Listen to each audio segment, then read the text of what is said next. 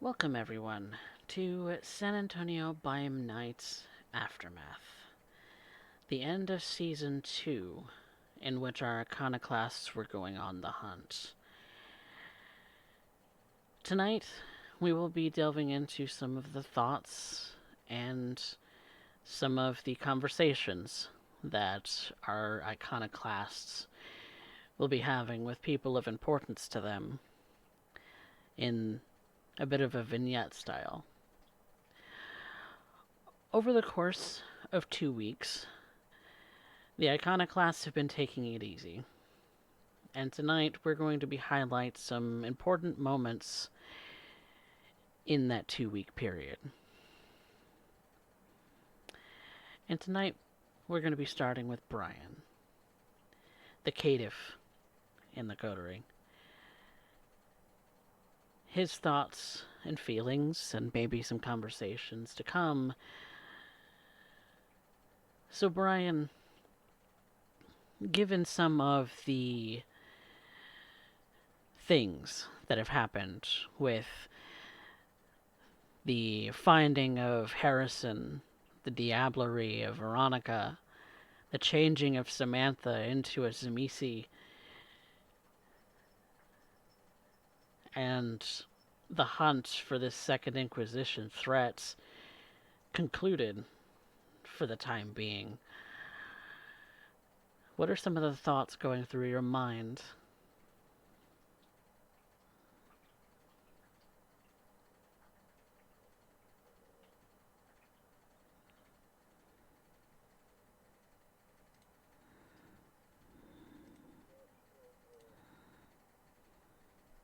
Dan with Ray and Noel, all this running around for everybody else to get whatever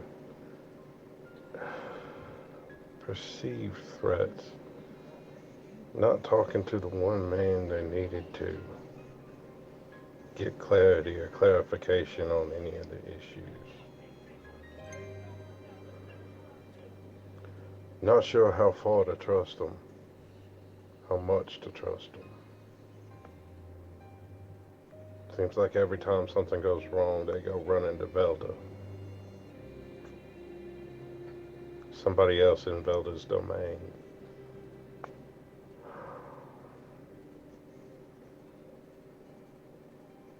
Them bringing in Benji for help seem to have rattled your feathers a little bit.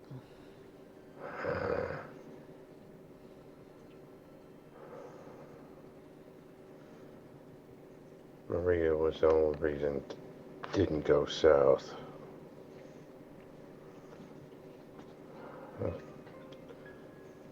Changes with Maria are troublesome.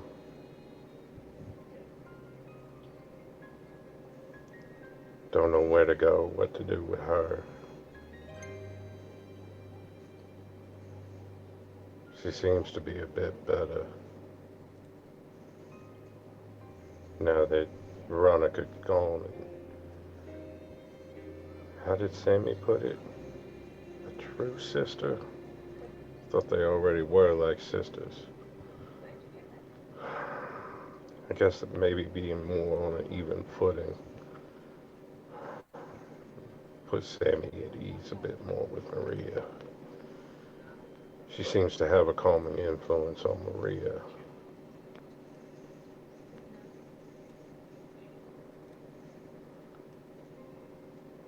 Still don't know what to make of that drug-addled state she was in. No, it wasn't drugs, but don't know what it was.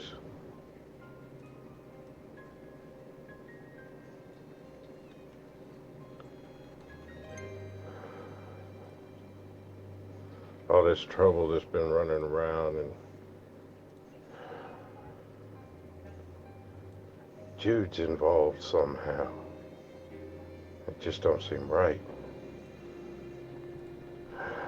More things to come.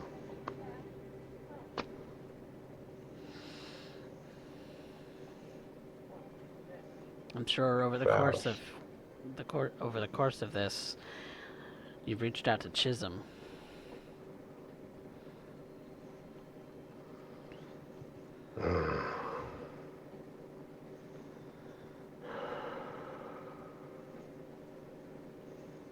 course.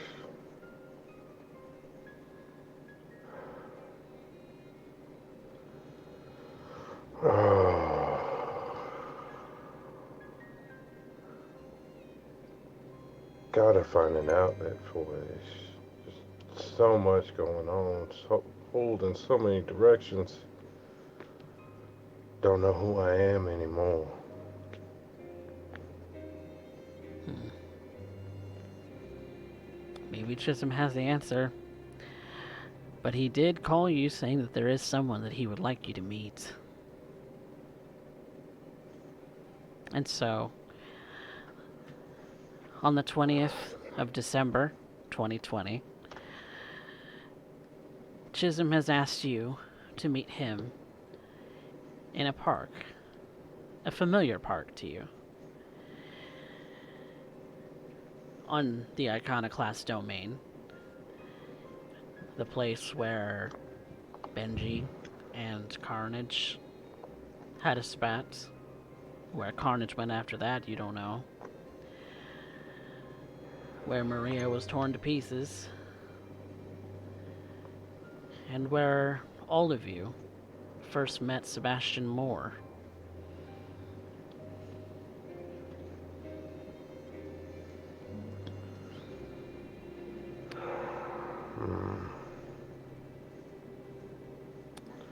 Same park I met Veronica in.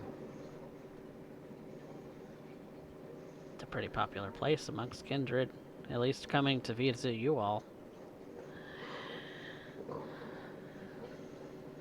Hmm. I'll make my way out.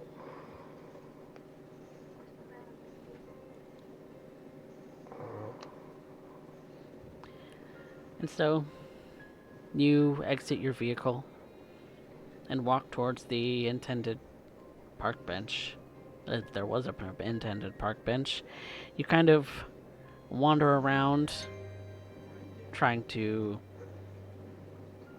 figure out exactly where the most opportune place would be for him to see you.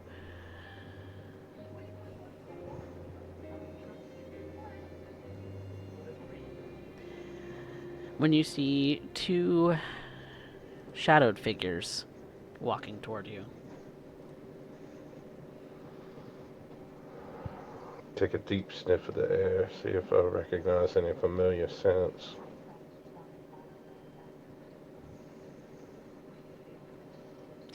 You smell the familiar kind of grassy scent of Chisholm. It's not strong, but you can tell that he has been spending some time on the farm, at the very least. But there's a woman he's walking with. Hmm.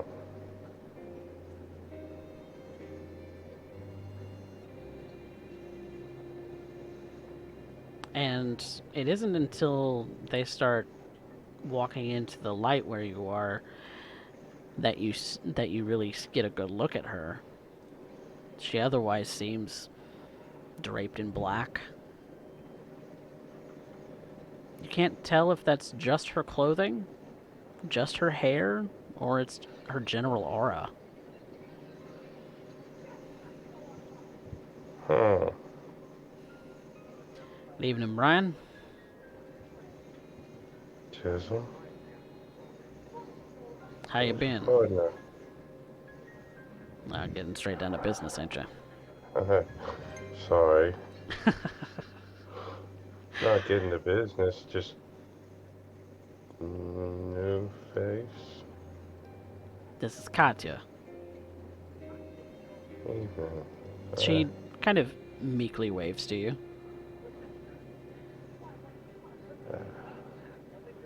No, not getting to business, just distracted. Well, I'm probably going to be adding more distraction to your nightly life, because, Katya here, she's La Sombra. Uh-huh. Is that what this whole inkiness is about? Huh? She kind of just smiles at you. Yeah, it's hard not to notice.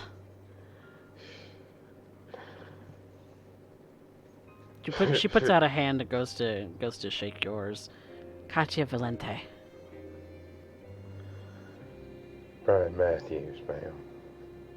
Pleasure to make your acquaintance. Gentlemen. Chisholm wouldn't have it any other way. No, I wouldn't. He'd have my he'd have my hide if I'd be disrespectful to anybody, Quite literally. especially one especially one that he introduced me to. She just kind of chuckles. Yeah, quite literally. Many times that I've thought about skinning you, but I resisted. Well, there may come a point yet. And maybe you can teach me how that works on us, because I have some ideas in mind. Yeah, For skinning somebody? I want to wear him as a coat.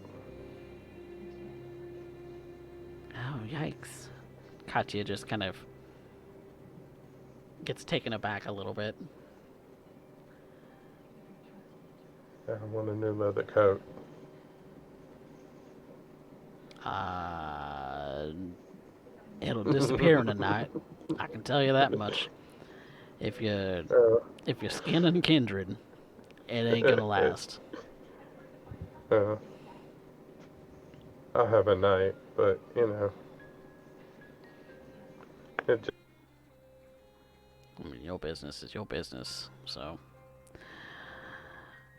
oh, Disconnected. oh, whoops.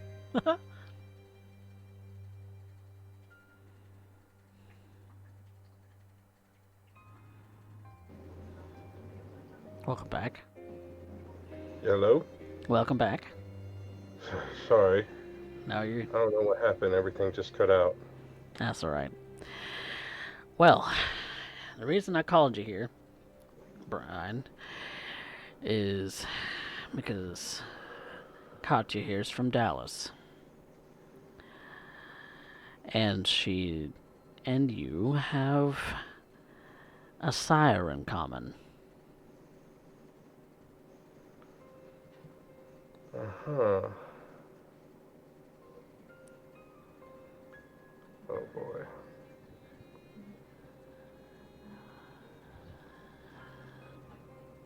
I get it, it's a touchy subject. The only reason that I even went snooping around is because of that name. I went pulled some strings with people I still know in Dallas, and they led me to her. She's here visiting.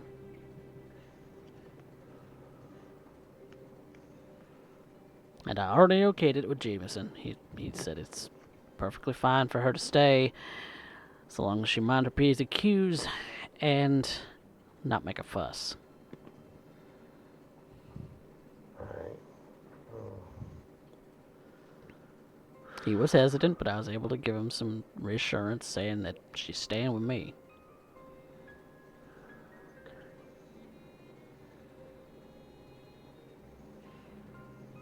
Wow.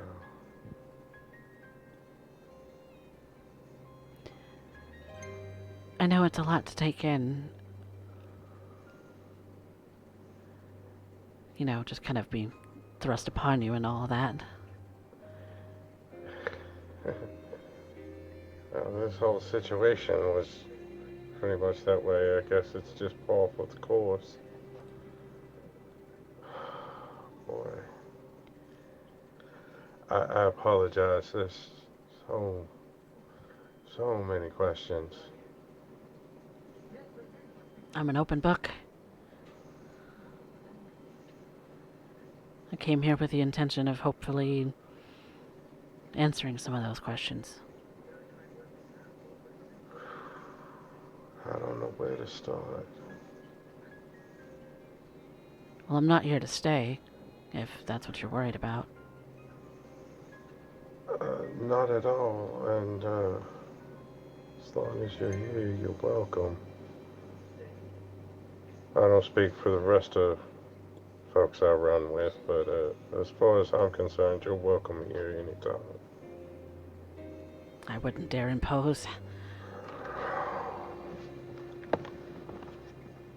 There's no imposition at all.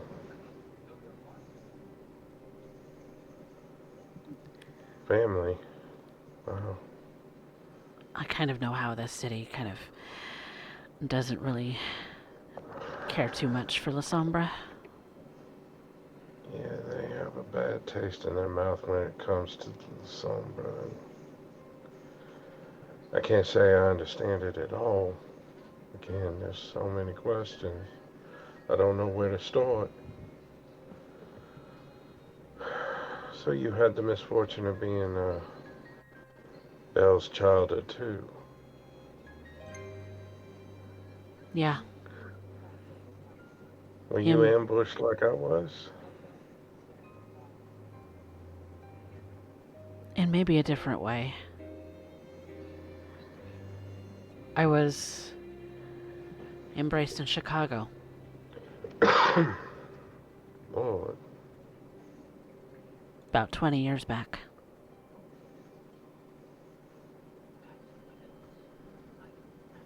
Uh-huh. And when he got repositioned in Dallas, I went with him. It still wasn't released from him at the time. I apologize. I don't understand what that means. I don't.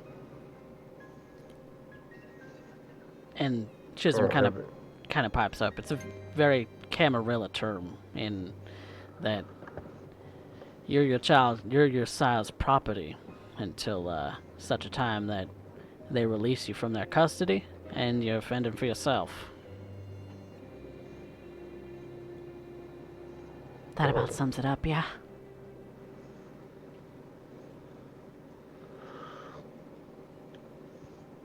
how does that work with the Sabbat?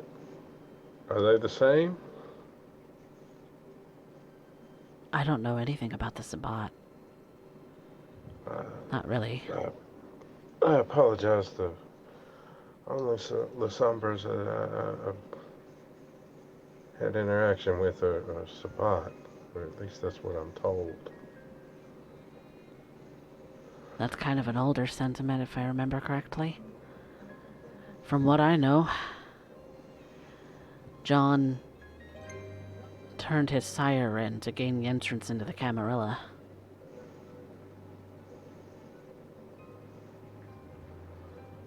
Boy,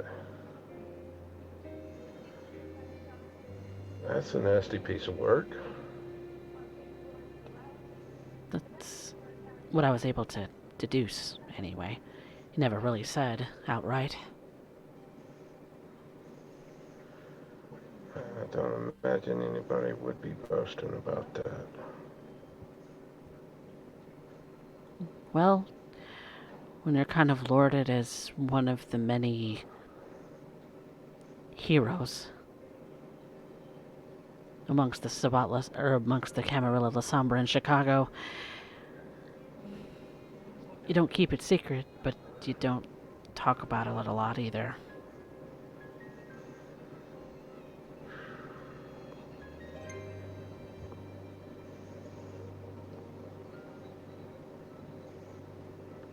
Just a very confused look on Bryan's face. And still more questions.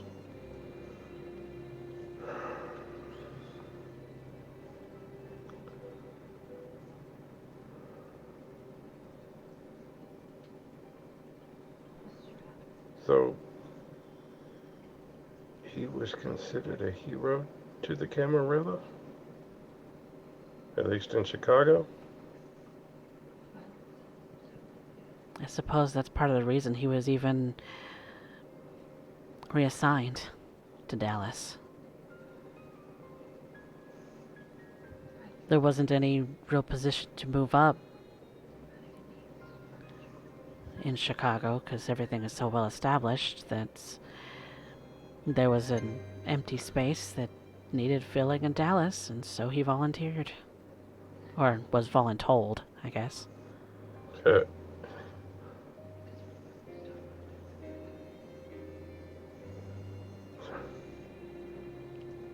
But he came What down about here to him? San Antonio with Kyle A. Calhoun on the expedition,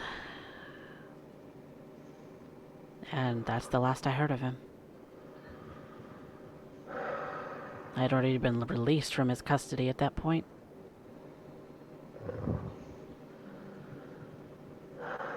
Have you had any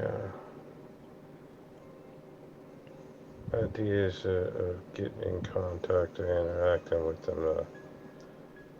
That ain't gonna happen.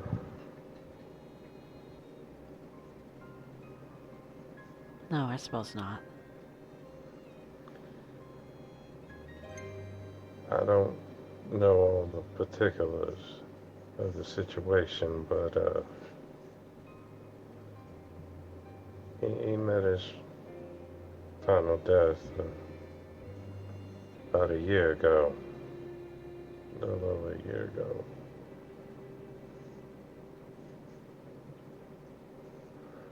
I imagine that a lot of the people who came out of Dallas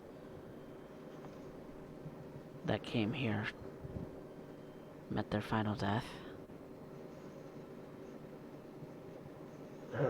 Surprisingly, not all of them. Not as many as you might think. Oh? There's a lot more folks around here from Dallas. Anarchs, I'm sure, given what's going on. I'm not here Most to of cause them. a fuss. You're not.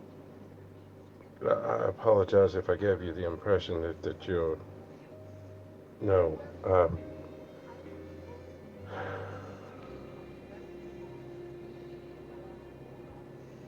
Sorry, I apologize. I a bit flustered. A lot going on. And this was a bombshell I wasn't expecting. Uh, just adds a bit more to the confusion. I do apologize if I came across as implying that you were a part of any of this nasty business or imposing in any way. I do apologize. No, my intent.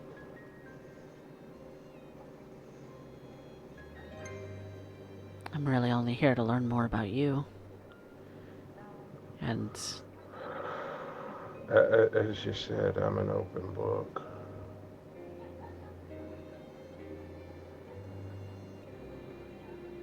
I wear my emotions on my sleeve, as the saying goes. yeah, I can see that.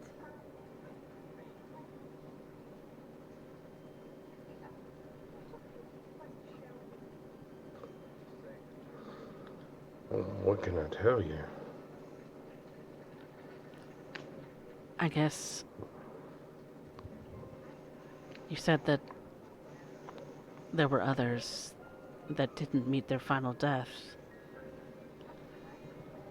in this city There's, there's quite a few folks from Dallas uh, that were in from the and around the expedition. city. I don't know where they were from. I don't know who they were with. Uh, some of them, yes. Uh, Others, I don't know. But the majority of people I've had dealings with recently are from Dallas. I see. I don't know how long all of them been here, or when they left Dallas, but like I said, a lot of folks I've been dealing with are from Dallas. I certainly wouldn't want to impose today, but could I possibly meet them? I, I could arrange for a meeting with at least one of them. That would be great. How long are you gonna be staying? Couple of weeks.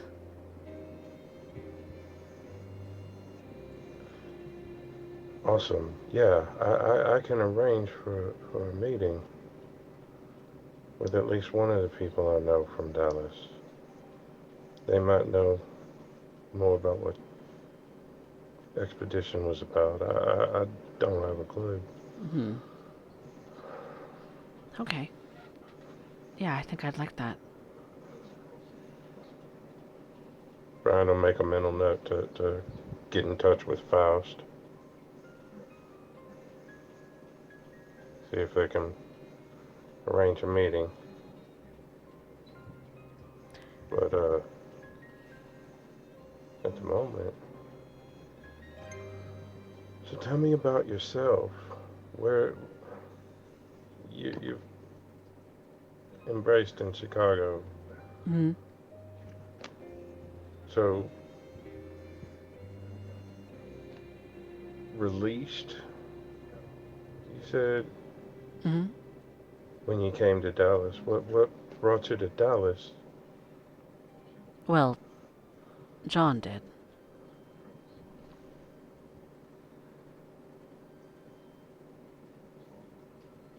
He's my sire, so naturally, sire and child, unless child has been released, the child goes with them. Okay. And it was an opportune moment, and he couldn't pass it up. You And he should have passed up a lot of other stuff. and it was a stipulation from the Prince of Chicago and Prince Warsi of Dallas that I'd go with him. I see.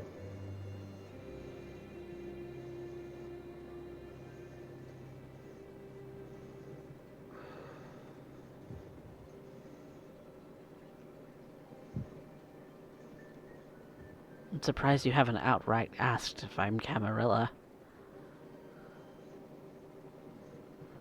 I honestly don't care. You don't? I don't care what you are.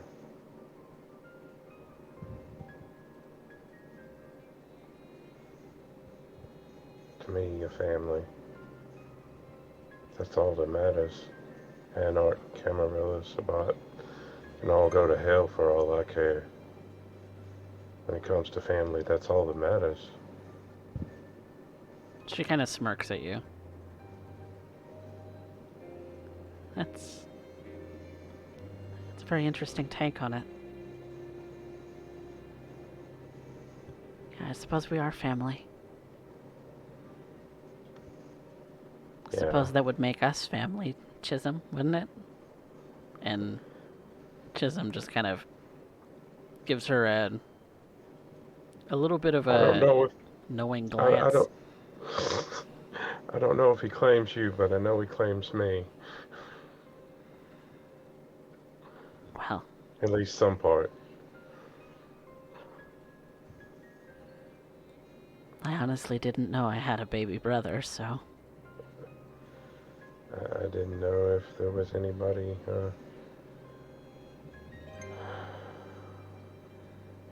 I didn't know if there would be any family through this man. I mean, still runs through my head. Why me?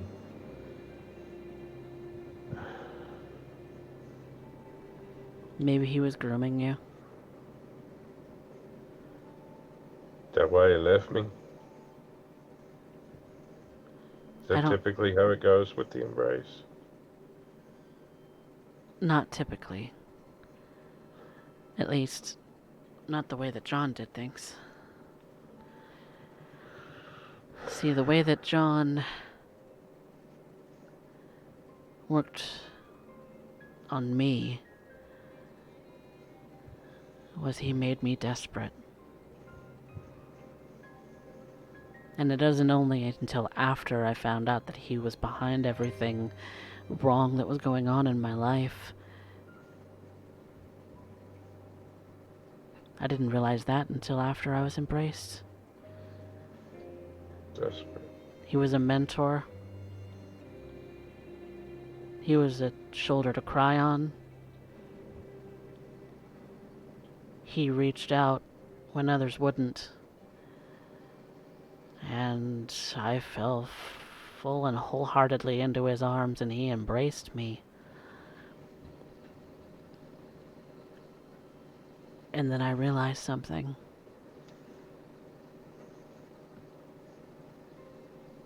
He'd been stalking me. Which is, I suppose, how a lot of embraces go. But he was testing me. Can't say I blame him for it.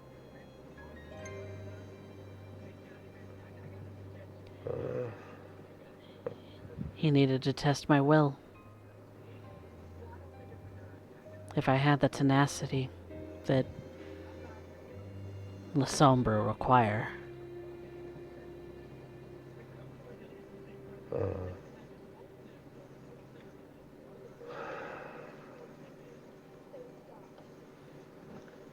I don't know how it typically goes. I just know how it went with me.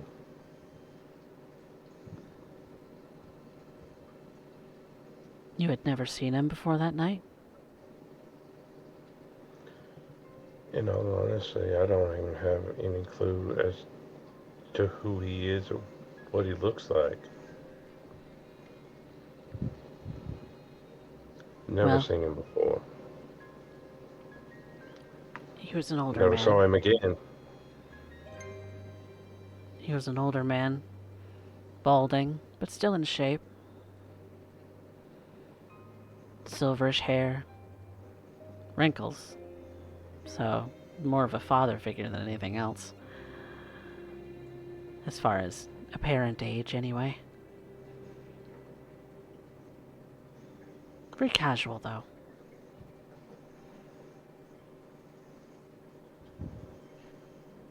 Not afraid to speak his mind or get his hands dirty. Well, maybe that's the connection. Oh? I don't know.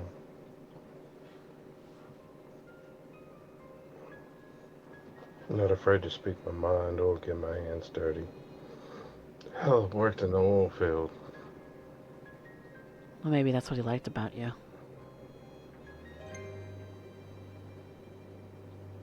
Probably. And when push comes to shove, I can handle my own.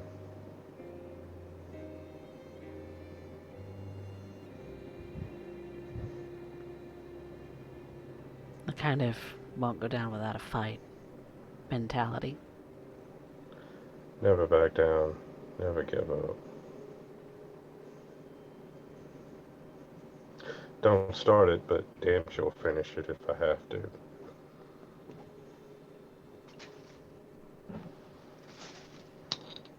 Then he chose well. From my perspective, anyway.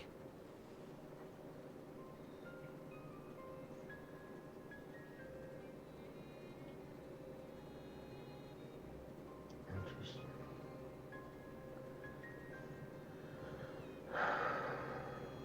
And you notice that Chisholm's just watching this conversation for the moment.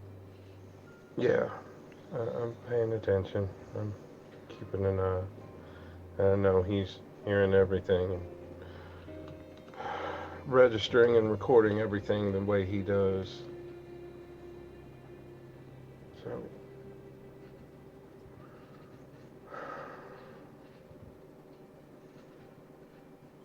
when he embraced you, he was there from the start. Yep. He was never around with me. For all I know, he left that night and came down here. That doesn't really sound like him. I don't think he'd leave a child behind.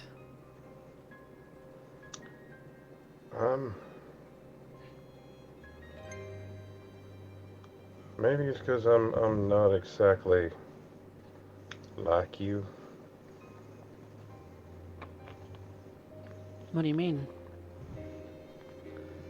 You're not La Uh, Sombra? bar- to borrow Are you phrase thin from blood? to borrow a phrase from Chisholm, I'm a bot's job. Botch job. It's kind I'm of a term clanless. that. Okay. It's kind of a term thrown around in Dallas for thin bloods and caitiff. Yeah, I'll be the latter of those. Well, at least you don't have just one foot in the grave. You have that going for you.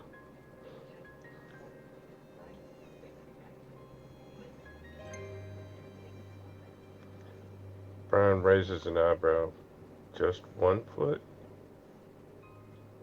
Thin bloods. They only have one foot in their grave. I gotcha. Never heard it put that way before.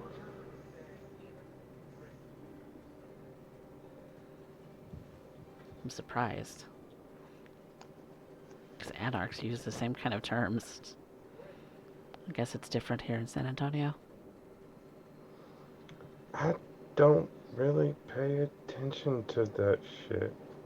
And why not? It's not important to me. Thin blood, caitiff, clan don't matter to me. Like I said, this whole Camarilla Anarch Sabat means nothing to me. Family's what's important. Family's all that matters. All that mattered when I was immortal, it's all that matters now.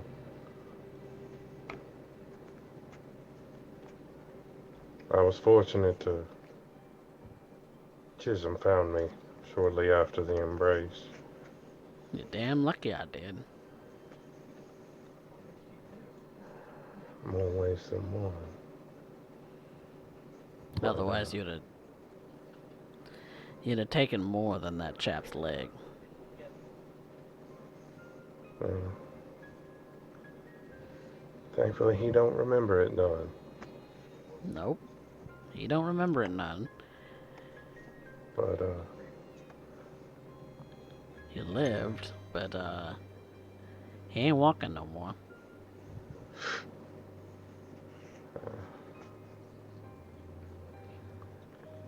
you know, he can still work for 7-Eleven in a wheelchair. I suppose so.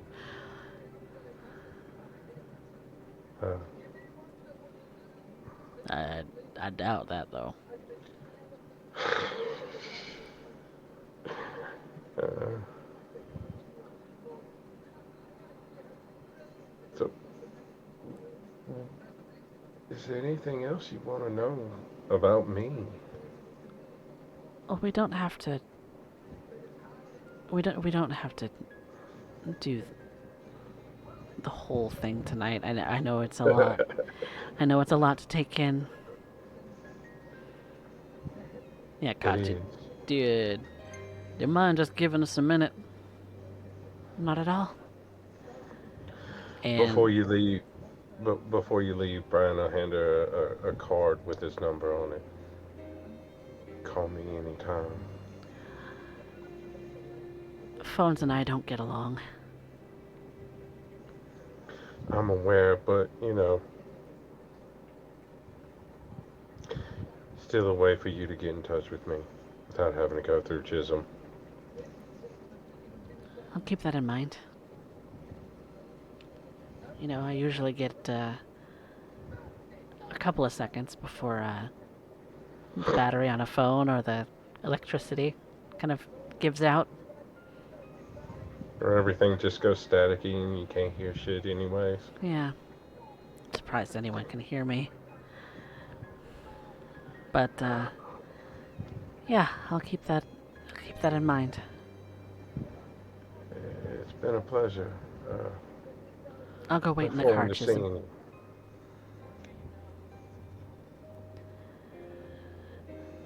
And she begins to walk off, and you see that occasionally the lights as she passes by them, they flicker a bit until she passes, and they're back to normal.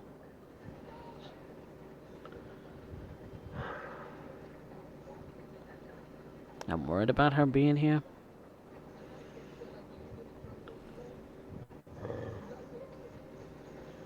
As long as she's with you, I ain't worried. I am. You have other reasons for me to have concerns about it. I have none. Thank you. I didn't know I had anybody still. I didn't know either. I'm glad. And How she, did you find her? she got wind of me when I started snooping around, based on what it is you told me your sire is. Yeah. Well, I have no doubt about it.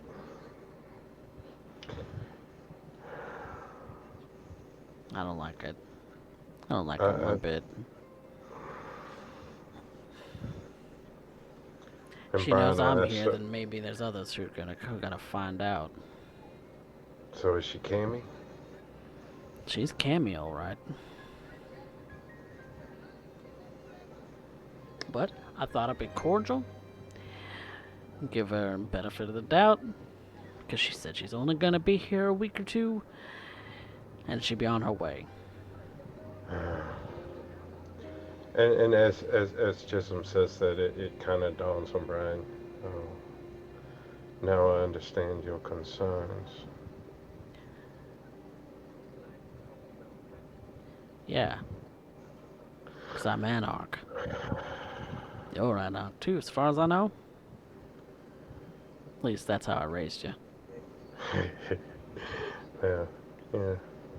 Don't you go start turning the I, I cameo on me. I can't do the whole bowing and scraping bit to nobody. Uh, you're as close as it comes when it comes to that. And hell, I know I should probably be a bit more respectful to Jameson, but you get more of that than he does. Still gotta answer the fella. I'm not saying I don't have to answer to Well, nobody, but yeah, to an extent, because he I, runs things around here, so he's been yeah. here longer than any of us, so he knows this place like the back of his hand, as far as I understand, and I ain't gonna argue with somebody who got experience. So the whole reason I called you,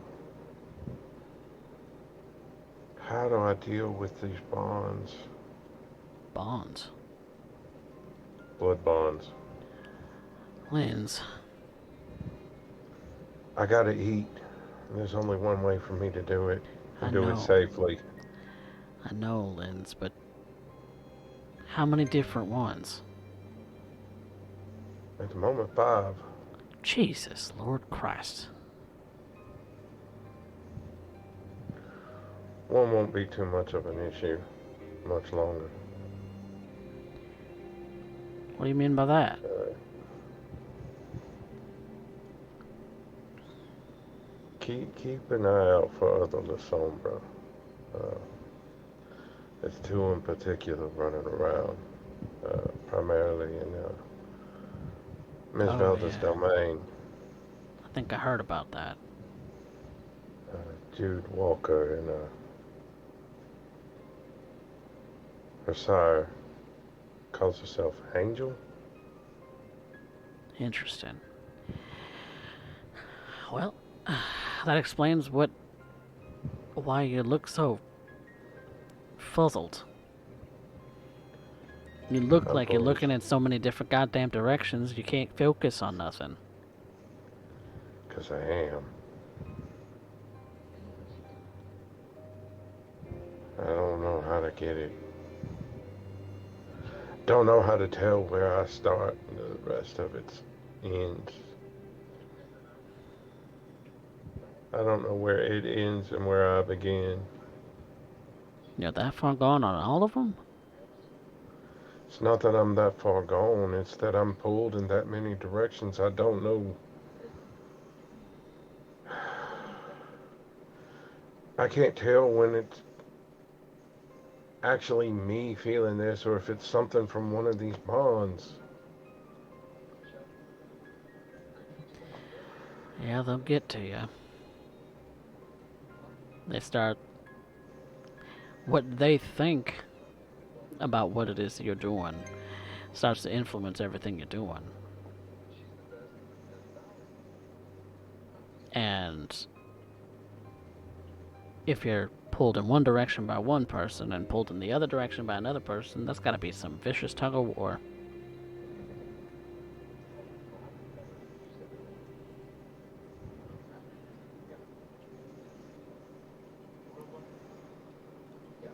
There might be a way to get the other ones out of your head, but that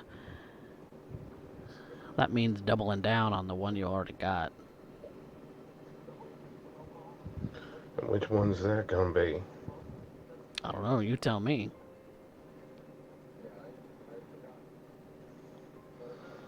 I don't know. Like I said, one of them won't be much of an issue for too much longer, most likely. Everybody in the coteries after her.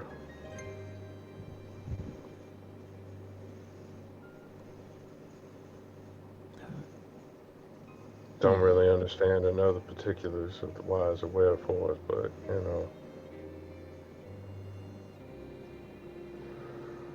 Hmm.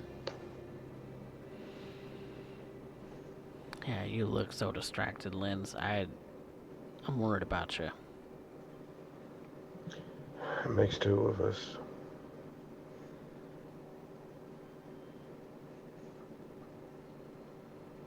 And the whole time he's talking about this, he's running over the scene, the fight with Maria, and then with Veronica.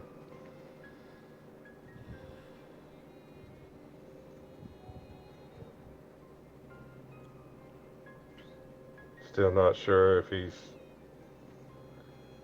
good with Maria yet or not. He's still not sure if that was a planned thing or what that was. Hmm. And as he's mulling over it, he'll say something about it to Chisholm. Don't know where I stand with Maria. I don't know if you heard, there was a big ruckus the other night. I heard rumor of a ruckus, but not much more than that. There's more than rumor. There's one less Sabat living in this world anymore. Good riddance. Maria, Maria's sire met her final end. Had to put Maria down.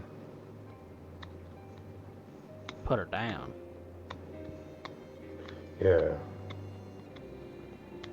she Like attacked she Faust. do? Is gone?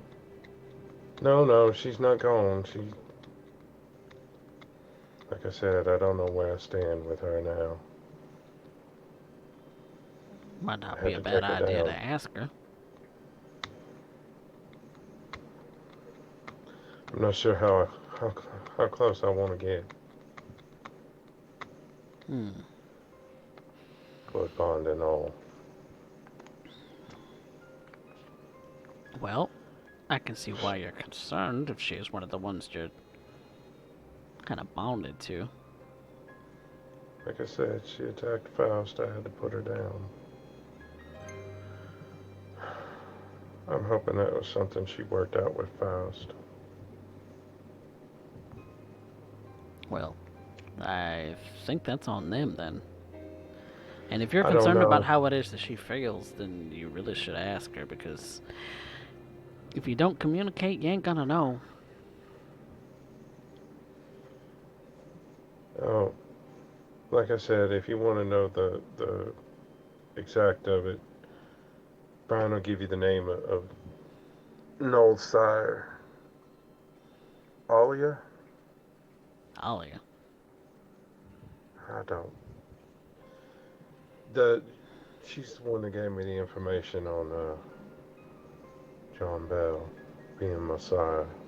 I don't trust a Bano Hakim far as I could throw him. Banu Hakim. Fair enough. Banu Yeah. Oh, I think we lost Mojo again.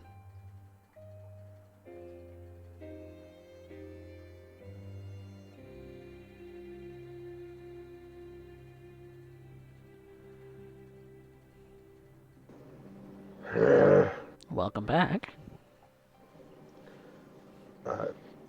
Sorry.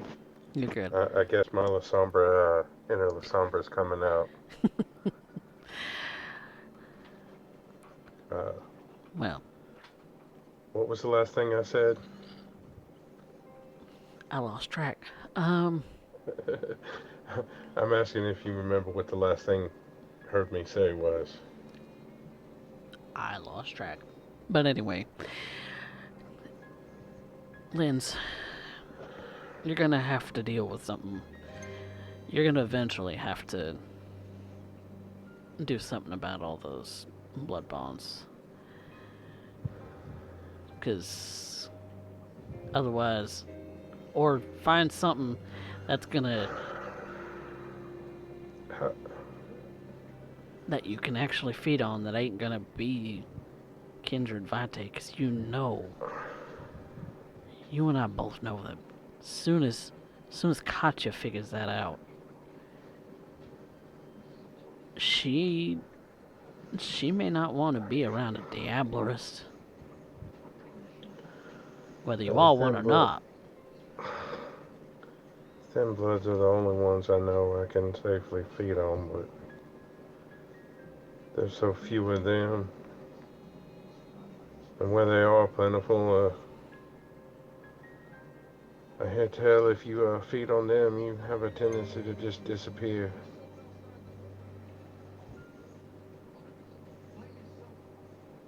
I don't know what to tell you, Linz. Huh. You may have to come to grips with either you're going to be a slave to somebody for the rest of your days, or you're going to do some horrible shit. I'm already doing horrible shit. But I ain't killing nobody like everybody else.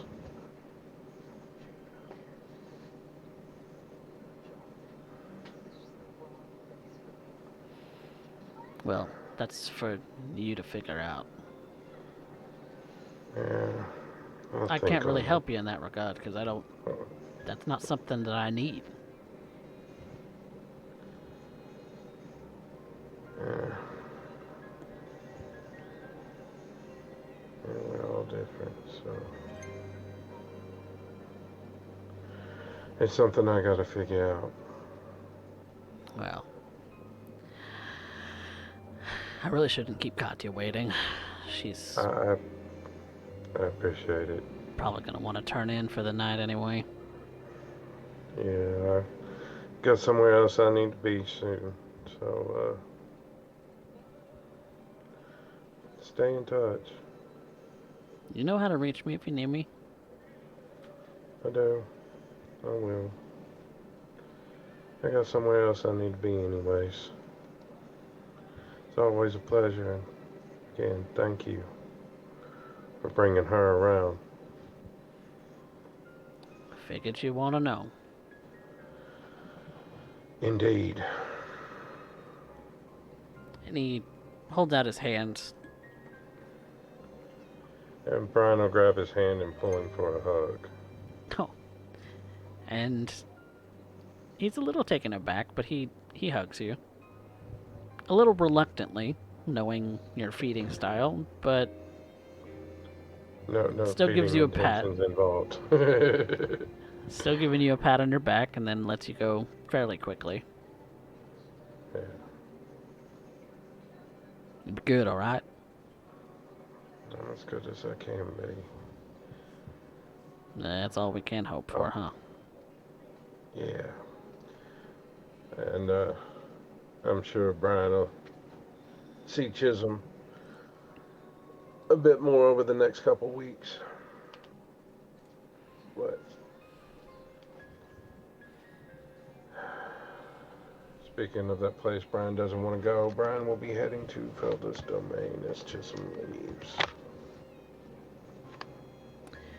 And over the course of the next few days, in the small portion of domain called Sanctuary, Bryan finds himself, over the course of the few days, still in his disguised self, finding the place where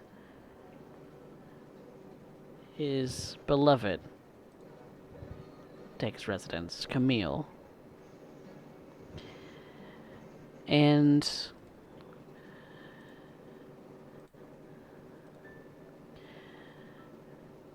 it's Christmas Eve when you finally get up the courage to approach the house. The night before Christmas. It's cold, a little windy, but nothing that really bothers a kindred.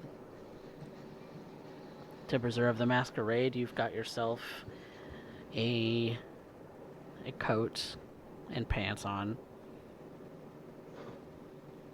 Maybe even donned a hat. Have you changed your face back to your normal visage?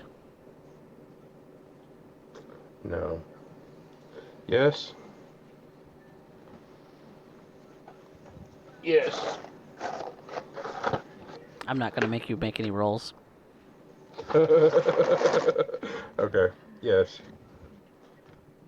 And There will be a little something in Bryan's pocket. Wrapped for Camille. Be left. it's the middle of the night, about 2 a.m. Technically, it's Christmas Day. Technicalities. The tree is lit in the front window.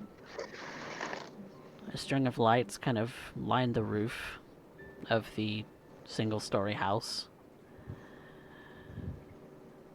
Little lawn decor of snowmen and Santa and everything else kind of strewn about.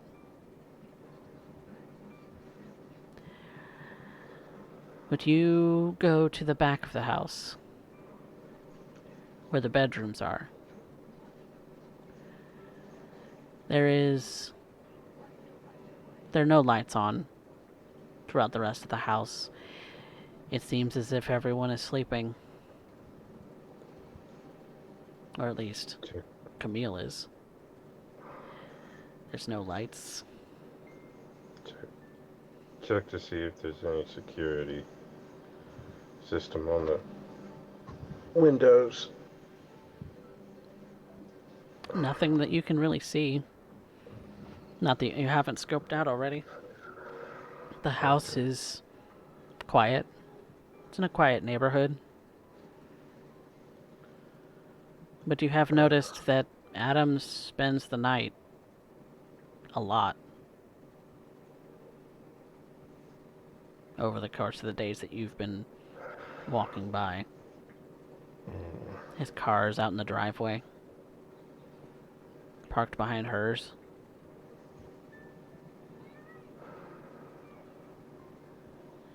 Would you go to a particular window? A window that has the blinds mostly shut, but you can see a nightlight inside.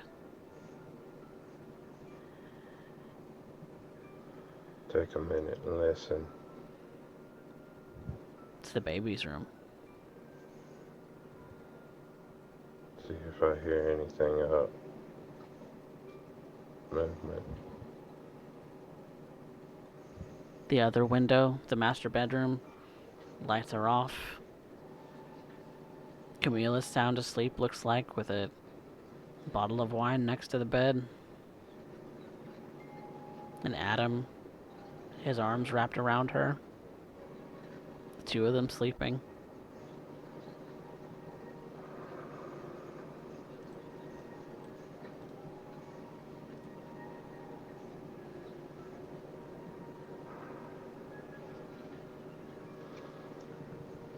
I'll move up to the window.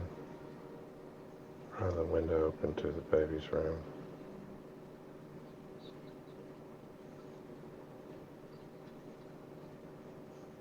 See if it's locked.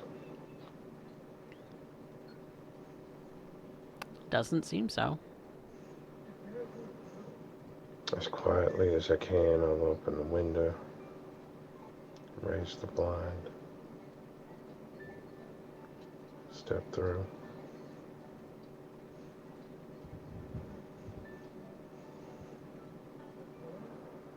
You step inside, and through what you can see in the dark, the baby's room is littered with little this and that. There's a changing table. There's the crib. There's maybe even a chest of toys that hopefully he'll grow into. A hamper of clothes. Letters strewn around the room.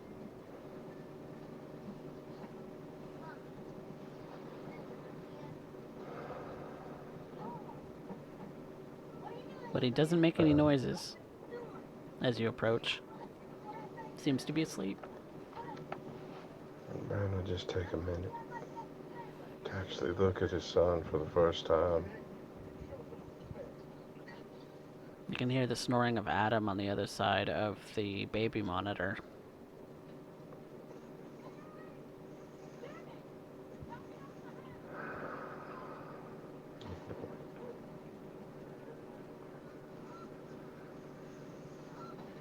He'll gently take a hand, place it under his son's head.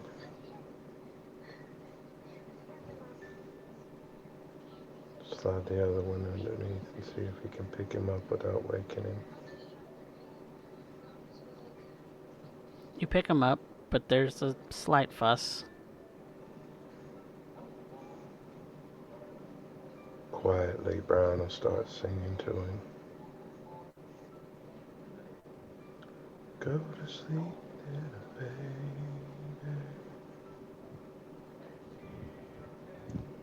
Go to sleep, little baby.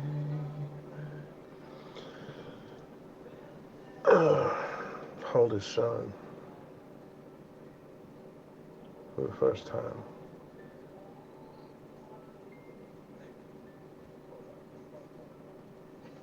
Still singing to him. Everything he's gotten from Katja running through his head.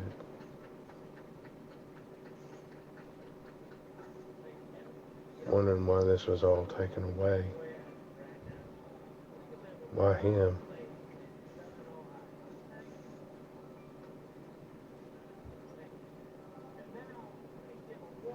Perhaps you're so wrapped up in not waking him and singing to him that you don't hear the door open.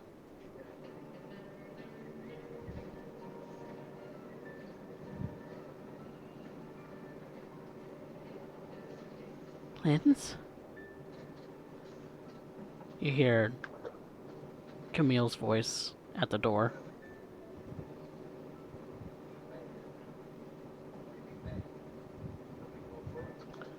Yeah, Oh my god, is that you? told you it was me the other day. How long was it? 2 weeks ago? 3 weeks ago now? What are you doing here? Let's see. Where have you been? It's hard to explain. She's just slowly creeping up toward you.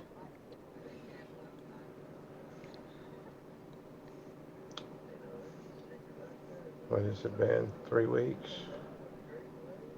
3 weeks? Since the last time you saw me. I haven't I didn't seen have you in a year. I didn't have my face the last time you saw me. What are you talking about?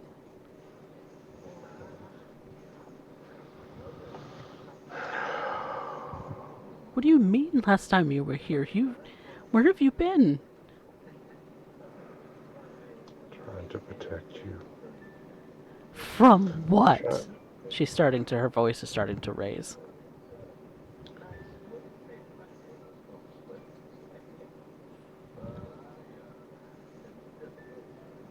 I don't know that you're safe around me. Linz, don't talk like that. It's.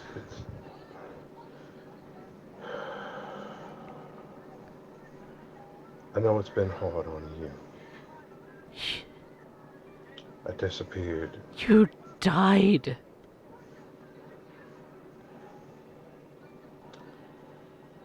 Are you even real? Am I dreaming?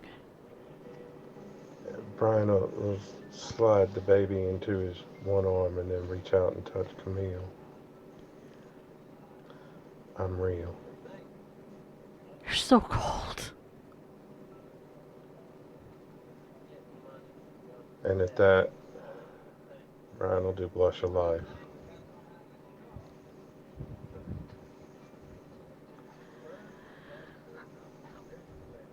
I've been What's outside in the cold. God? Don't think about it.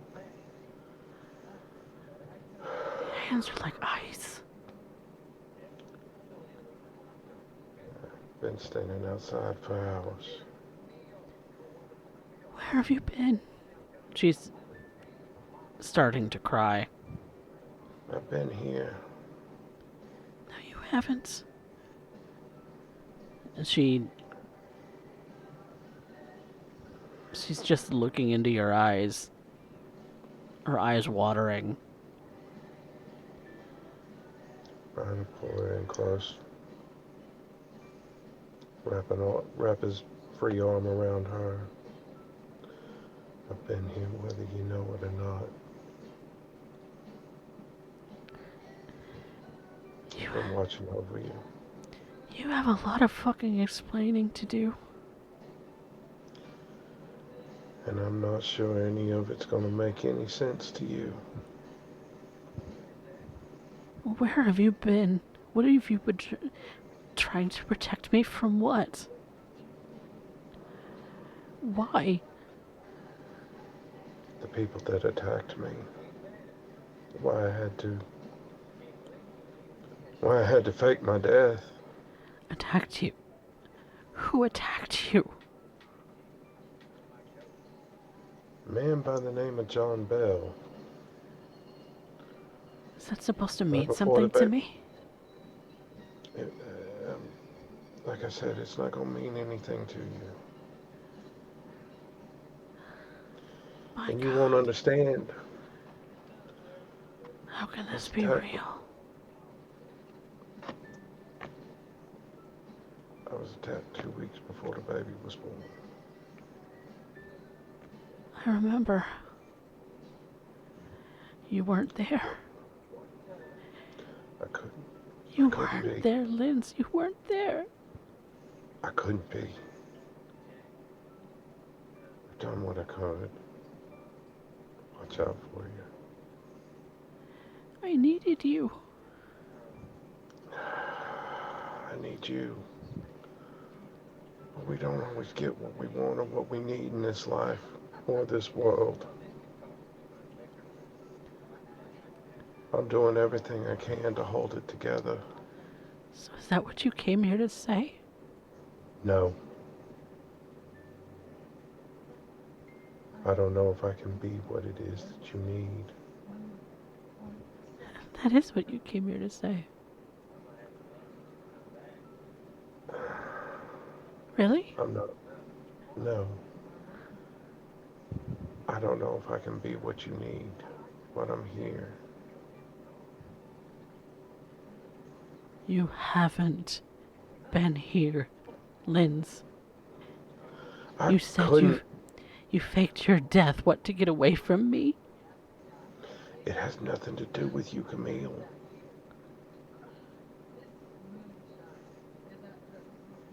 And as I said, I'll explain as best I can, but I don't know that my explanation is going to mean anything to you. There are things in this world that That I'm not gonna many call. understand. Yeah, I get it. Okay. You need to leave.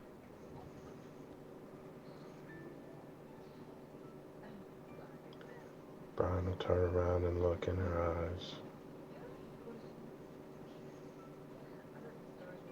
Real or Run not, his you hand. need to leave. Bryan will run his hand along her Don't touch cloud me. memory.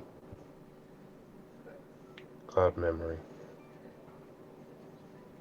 And she's in that daze.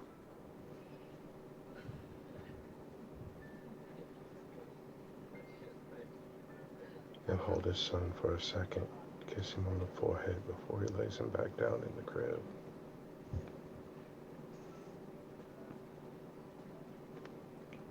Lower the blind, crawl back out through the window and close it. And it's just as you close the window that she's coming out of the daze. And as you're walking away, you see that she looks around the room kind of puzzled at herself. Why it is that she came into the room. But as if she had forgotten the purpose of entering a room and suddenly remembered her purpose, she goes to check the baby.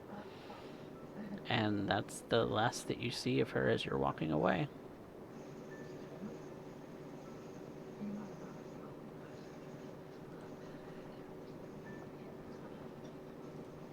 Again, you are unsuccessful at really trying to convey to her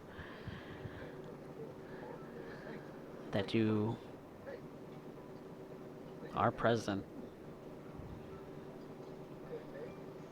Again, she's asked you to leave.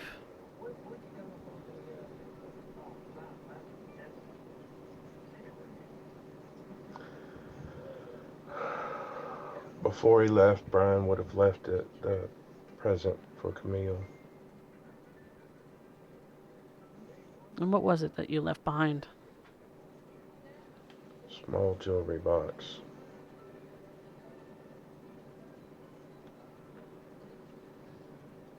Necklace and set of earrings that she always wanted. Two dolphins swimming around diamonds. They're not diamonds, but hell, they look real. Real enough, anyway. Damn good CZ.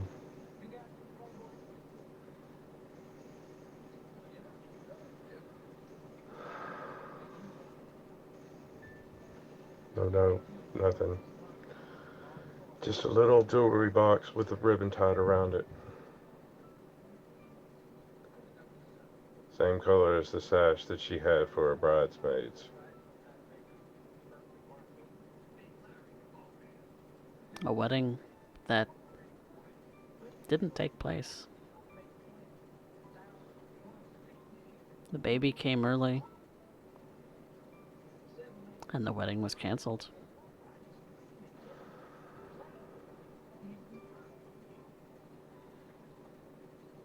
Hopefully, she'll understand the meaning of the gift.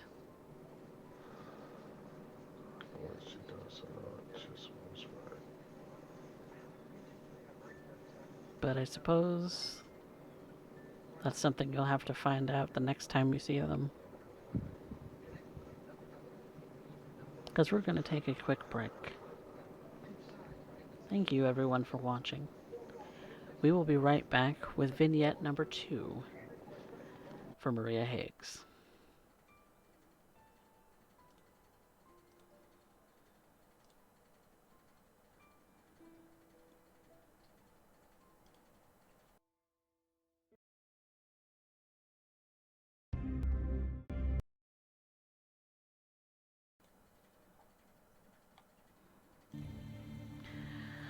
Welcome back, everyone, to San Antonio by Night Aftermath, the Season 2 Epilogues. Maria, having no family to speak of in the city, has decided that she's going to spend some time with Samantha on the 23rd of December, the night of the 23rd of December. Getting together with her to kind of just take in what's been going on throughout the last few weeks, few months, last year even. And the changes that Samantha's undergoing, having diablerized Veronica.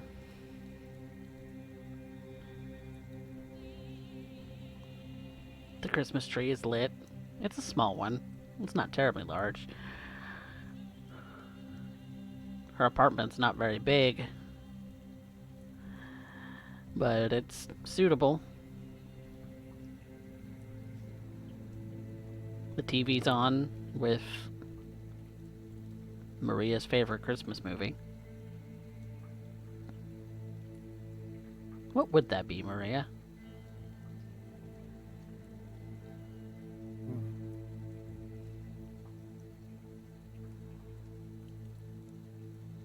You know, can't beat some good old Bill Murray and Scrooge. Scrooge it is. You and Samantha kind of sitting on the couch under a blanket.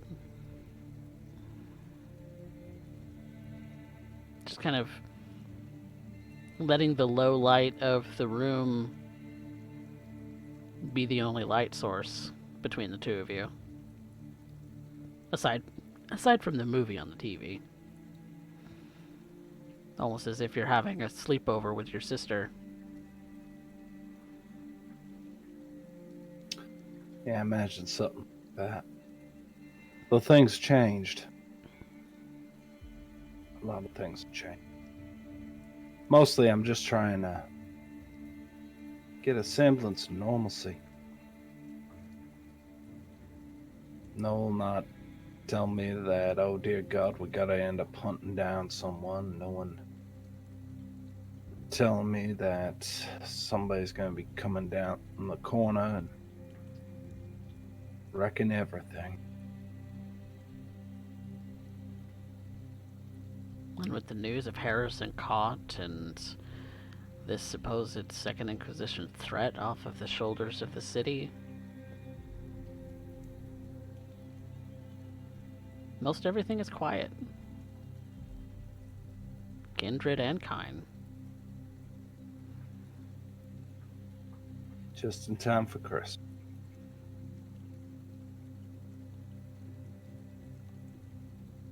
And that's Go part of ahead. why you're here. Not really much going on in the Gardendale neighborhood right now.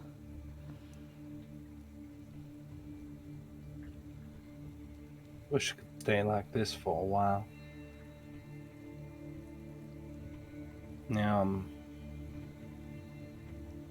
Used to laugh at this movie a lot. Having a hard time with it. It's a lot of things. I wonder if often have I changed that much. Jokes don't seem as funny, they're irritating. The presence people has just been aggravating.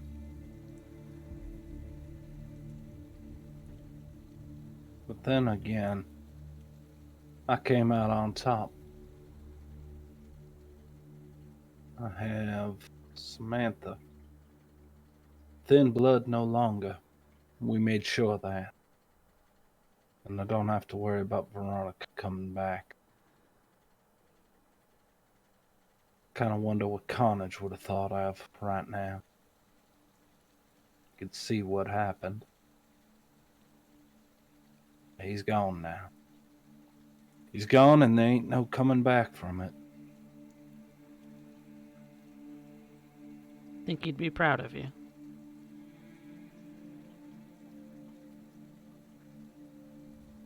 Dunno.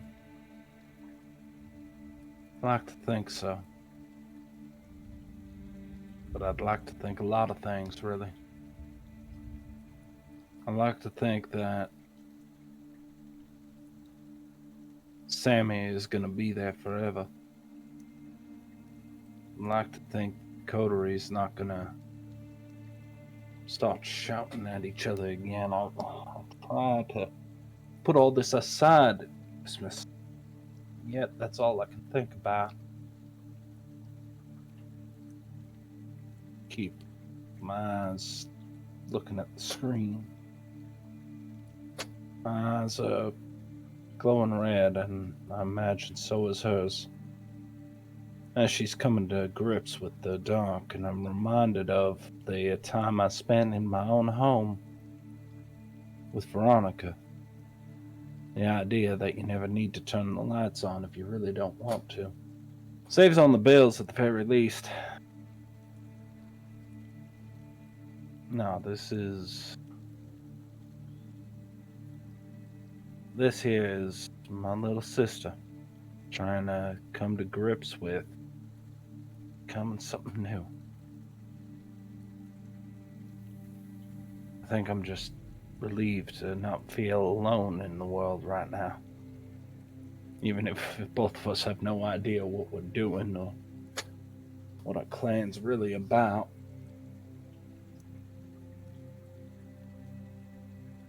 For a moment, I think things are going to be okay. For a while, I was kind of jealous of Noel and Faust. So they still have their sires. Funny thing, when I had my sire, I was just scared.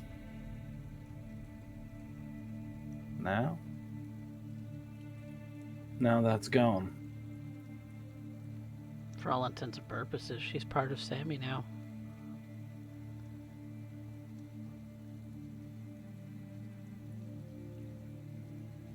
Sammy is something different.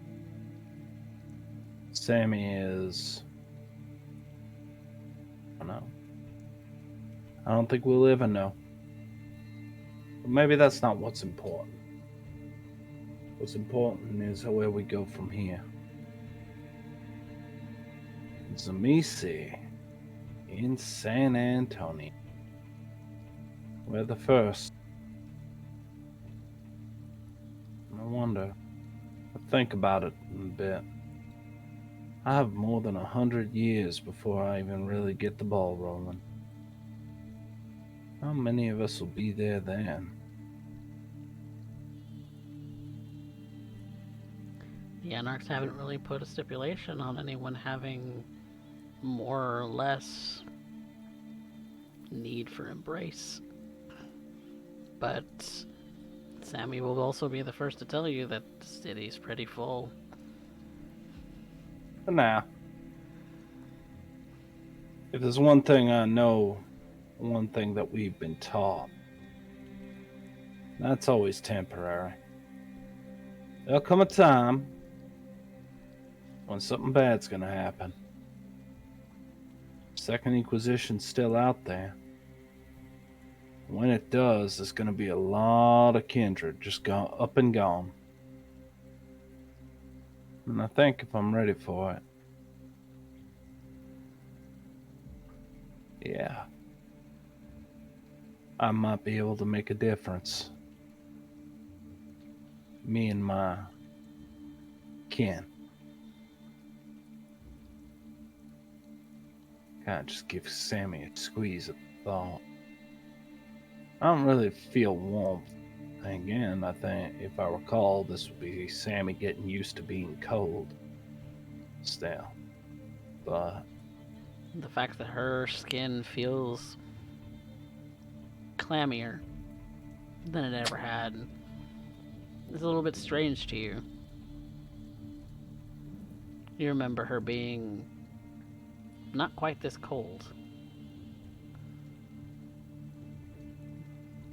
She's dead cold now. And as you give her a squeeze, you notice that her hand had been gently fiddling with that little jar of dirt that Veronica had around her neck. Just mindlessly fiddling with it.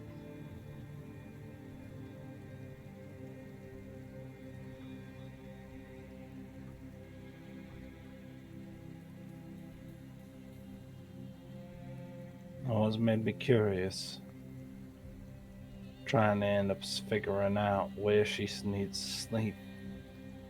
Part of our clan bane, our problem. Tend to stay grounded. Have to.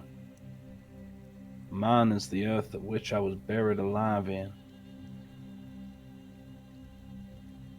I just need a small drive out and I can get a whole trunk full of dirt. I'm still figuring it out for her, but hangs on to that little piece. And over the last couple weeks, you've together explored the idea that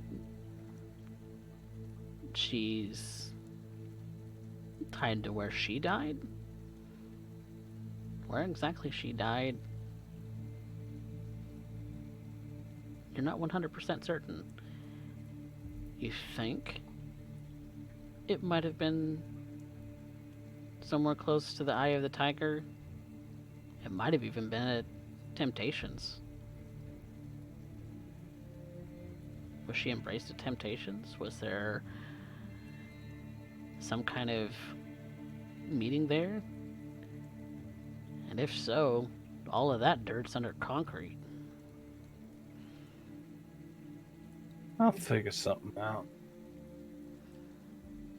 That's not the time. Now's not the time to worry about it. She has expressed that she's a little mentally exhausted these days. I know. And that's what tonight's.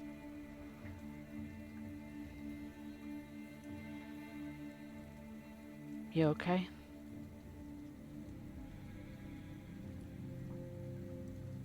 Better than I've been all year. That's good to hear.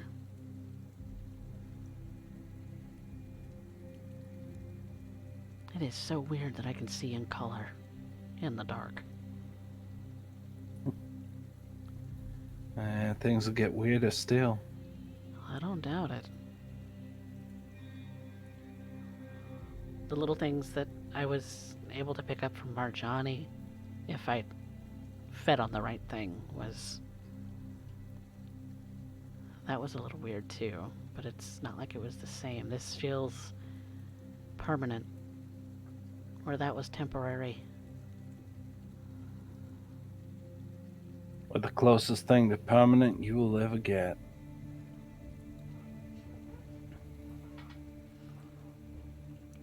Yeah, I guess so. I guess that means I'll not be ministry anymore? No.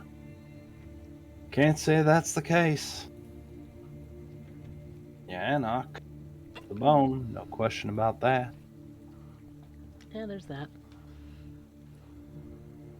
But as far as what you are, you're mine. And you're mine. How about that? Two peas in a pod.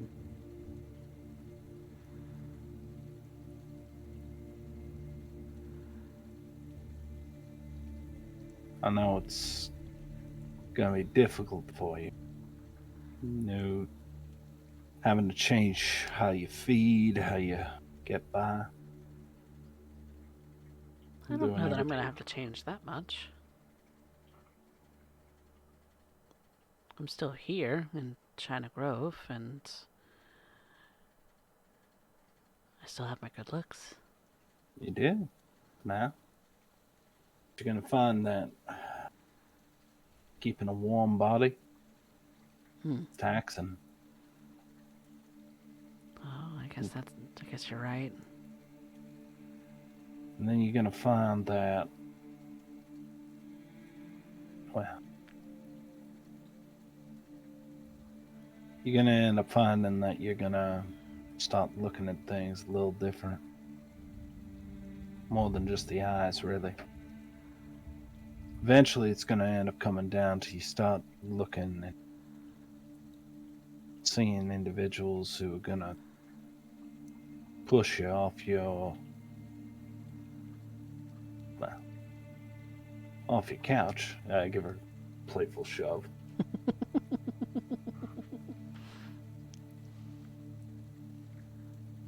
But I'm gonna end up making sure. Teach you everything I know. Ain't much.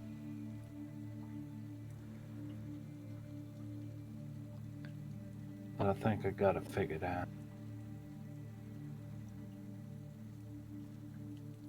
I told Veronica last time we spoke, I'll show her that I'll be better than she ever could be.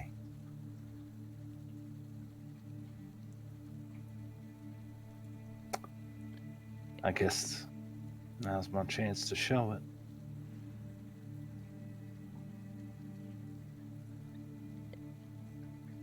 It's kind of strange. Because when you say that, it's not like you're saying it to me. You're saying it to her. It's like she's there.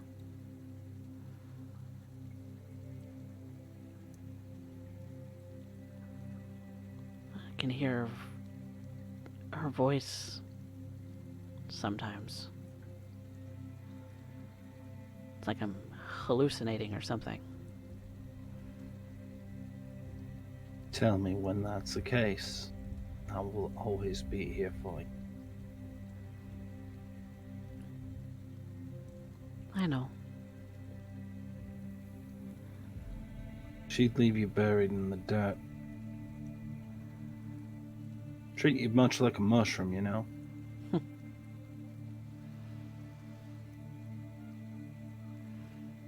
Things that sprout up out of the dirt, I guess. Well, keep them in the dark and feed them bullshit.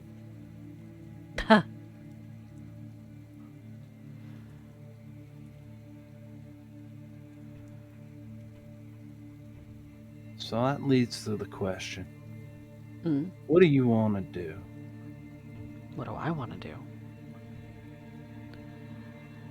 You don't have to worry about Marjani no more. You don't have to worry about thin blood being carried over your head. You got somebody who has your back. No, but if enough people know that I ate What? Veronica, That you killed Sabat.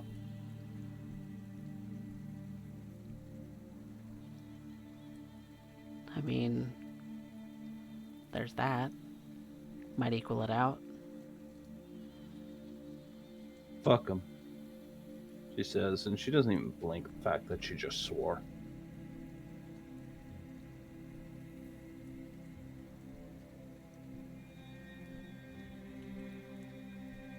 That's not a usual turn of phrase for you.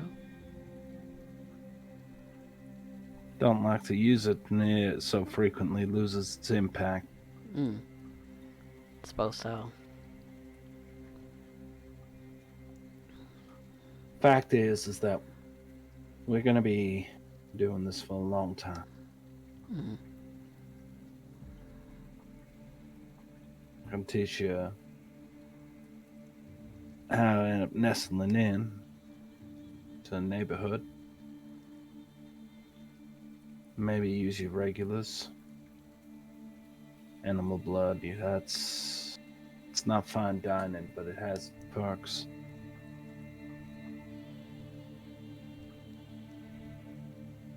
I find particularly that things that scurry about in the night, big dogs especially, they have a tendency of bringing something, something that makes us a little bit better, especially in the city. Does that would help you befriend Diamond? Part of it. Part of it is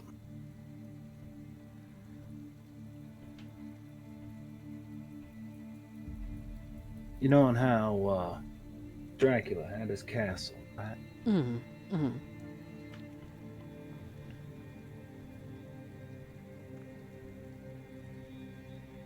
This is how it starts.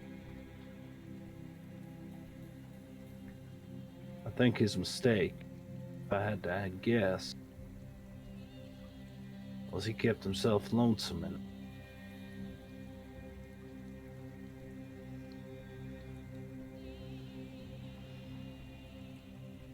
So I'm not intending to leave you alone much. Well, if there's one way that one can maintain their humanness in a way, it's by engaging in the social needs of having been human. Humans are social creatures. And we're born of humans. So it makes sense. At least to me. Well, you are what you eat. I suppose so. In some ways, quite literally. Quite literally. I think tonight I got an invitation. Lisa and Saeed asking me to drop by, They don't have any kids or anything like that. They know I don't have many places to go. How about you come with? You want me to come with? Well, figure you might want to see Adam. Yeah. Yeah, I think I'd like to see Adam. I miss him.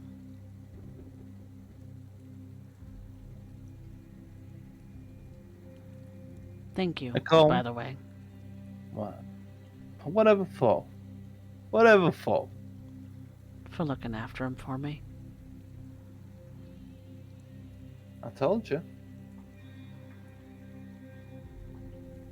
Nicole calls me a miracle worker. Maybe I can try and live up to that. Don't try to play God. Well, somebody's gonna have to. He ain't looking out for us already. Still doesn't help to stay on speaking terms. Well, if not God, then maybe Set? Yeah. I don't think I have much stock in Egyptian mythology. I don't particularly much either, but But you're gonna do it because old habits die hard. Old habits do die hard, and I didn't put much stock into the religious aspects, but the social aspects. The social aspects of the ministry, I can. I don't know. You have to put it out of your head. You ain't ministry no more. To be fair, you never were. Like you said, old habits die hard. We'll break them together. Now who's sounding like a ministry person? What can I say? I learned from the best. Throw off the blanket. Nicole, can you get the truck ready? Yeah. And you hear the door open and close and the truck out front start.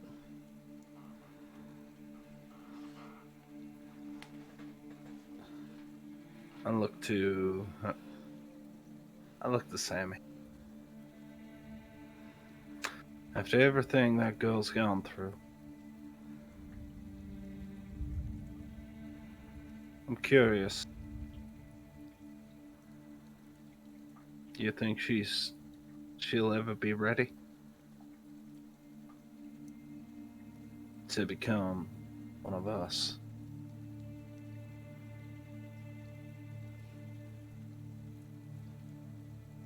She'd certainly do anything for you. Which kind of strikes me as a little bit weird, but she's dedicated. To you, at She least. is.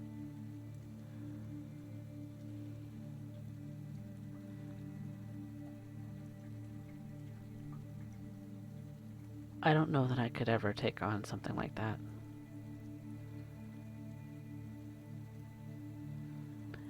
Well, we're still young. Well, I suppose there's a point to it. Marjani keeps Felix around. You have Nicole.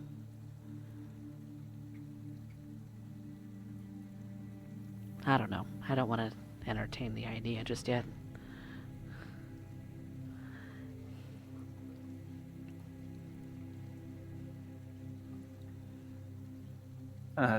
Get Personal up. freedoms and all that.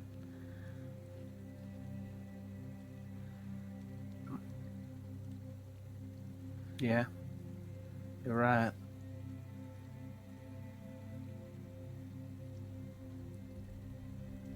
But all I can do is look out for her now. I imagine how much worse it's gonna be the second it stops.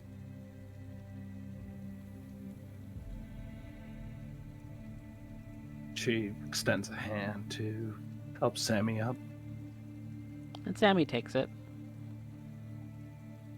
kind of interlocking her fingers with yours for a moment before letting him go.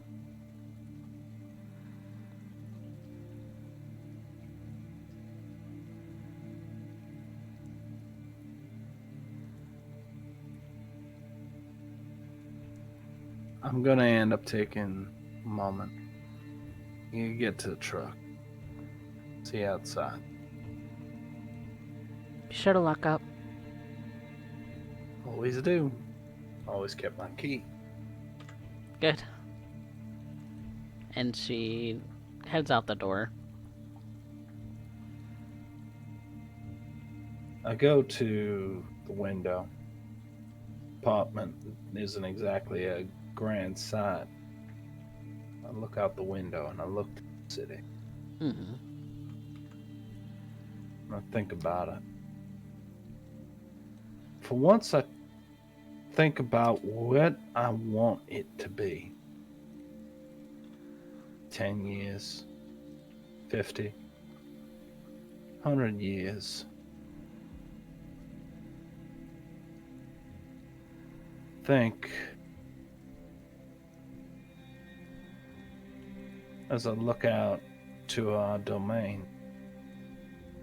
I want to see it. Dracula had his castle. I think I want one of my own.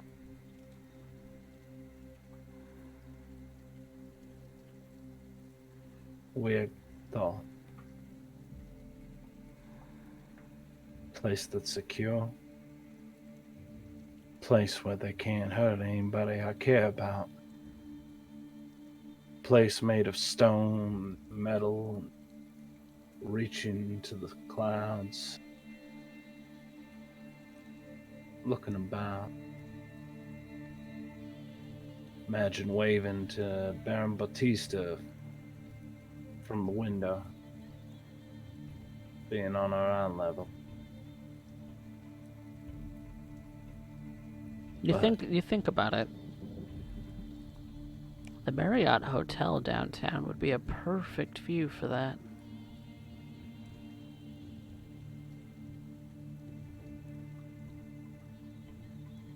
Just mine.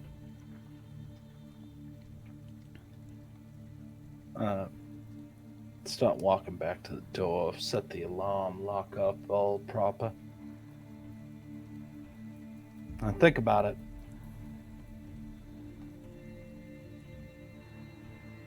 Yeah, that's what I want. That's what's going to change in this city.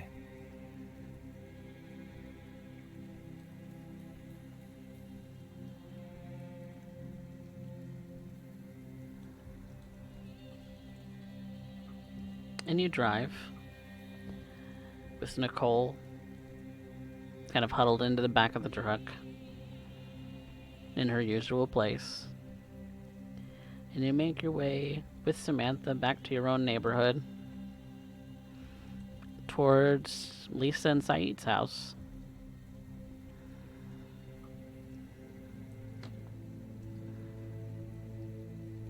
And Lisa is the one to greet you out the door when you knock.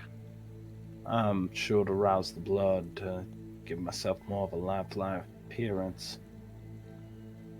And from what you can tell, Samantha does the same. Lisa, Merry Christmas. I end up reaching in, hug her tightly. Oh, Merry Christmas, Maria. She hugs you.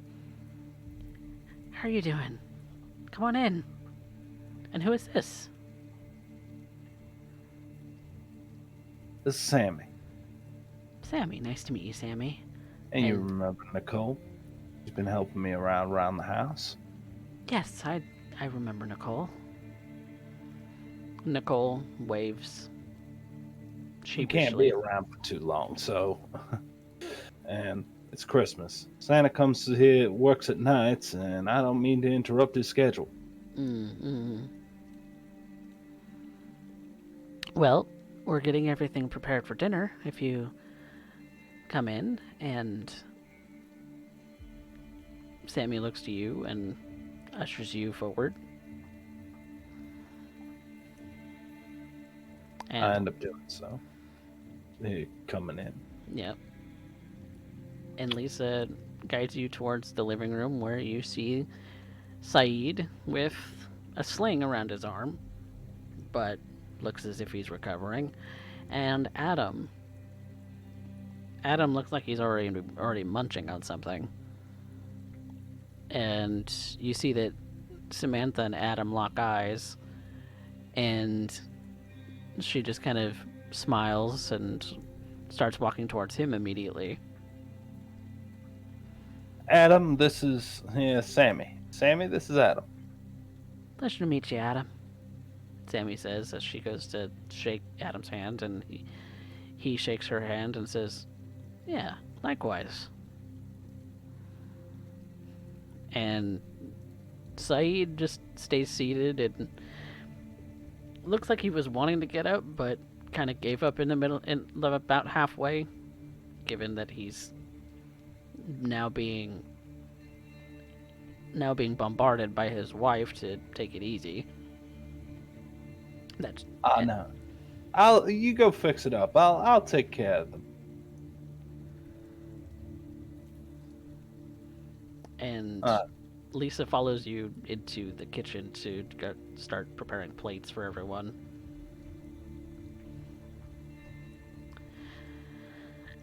How you been? better. That's good. That's Things good. have been quieter. Been enjoying my time trying to kind of catch my breath. It's been hectic to say the least. You are not wrong. Do you know How you how been? Oh, go ahead. it is? It's hard being a caretaker for someone as demanding as my husband. It seems that did not leave after the accident. He's still stubborn. Well, that's why you married him. Mm, I suppose so. Yeah. Wasn't for his good looks or anything. No, not at all. Well, I start placing down plates and moving food. Mm, How's he been recovering? remarkably. I'm surprised. I I I I can't. He can't explain it. I can't explain it. The doctors can't explain it. It's like the initial examination that they made was wrong. Maybe the what? Maybe. According to the imaging when he was first admitted, he shouldn't be able to do anything with his arm right now, and he's weak, but he's recovering. The doctors are optimistic now. Pray for him every night, you know that? So do I. No idea. I might.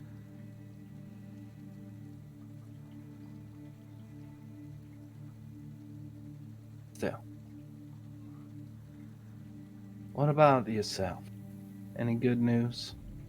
You getting back to the range? Before too long. That's good. It's You still earn me. You still owe me some lessons. I do.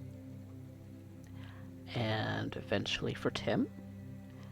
And maybe he'll take me up on it one day because of, how things have been this last year with the neighborhood and everything. Maybe he'll actually take me up on it. I did offer it to him for a substantial discount. Man's pride. Can't be too careful these days, No, you can't. or you'd end up in an accident like Saeed.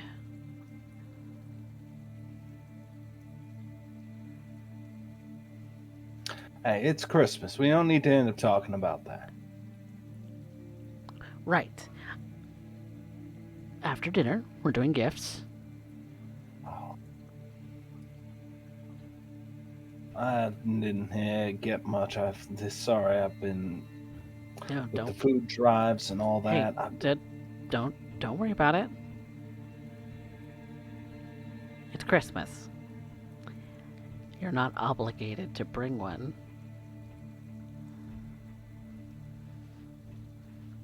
But we did get you something. She kind of looks at him quizzically. I'm not going to spoil a surprise because that's for after dinner. So who's Sammy? Sammy was a roommate of mine. Oh, We'd been reconnected. okay. She was from a different time in my life. She looks through the over the counter towards the living room, and she can already see that Samantha and Adam are talking. I think she's taking a shining to Adam. That's good. I think she needs more human interaction in her life. And you don't? Quite right. Pot, meat, kettle. Bullshit. I'm not disagreeing with you. But there's a reason I made time to come see you. Good. Good. Well, it's appreciated. You should do it more often. Just saying.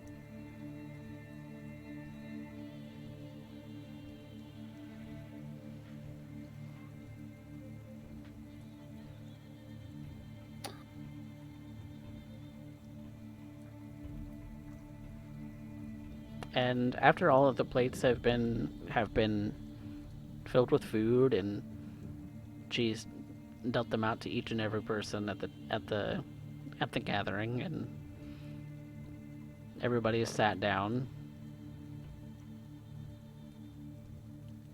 and kind of just enjoy some small talk, some human interaction. On occasion, I have Nicole make sure that she's sitting by me, and on occasion, while in discussion, me cutting out pieces of my meal, it may accidentally end up finding itself on her plate. Given some of the work she's been doing, she needs the calories anyway. That, and if I eat one bite of this meal, as delicious as it may have smelled in life right now, I know full well I'm just going to end up cascading blood all over this table. Made that mistake already earlier this week. Why it won't stay down no more. Beforehand, I could keep it down for maybe an hour. Now, it comes back as quick as it goes down. Doesn't even dissolve into the ashy taste before you start hucking it back up again.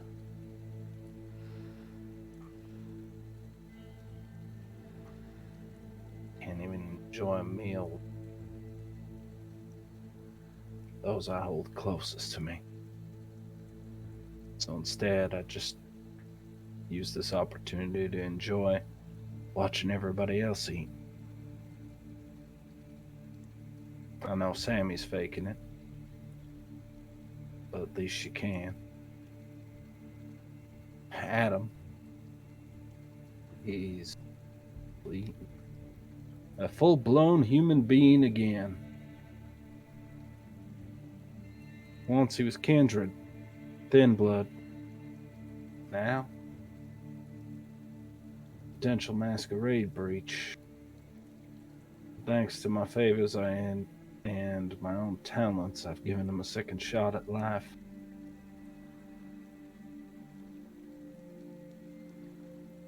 And I got to end up bringing him again to so many months away from Sammy.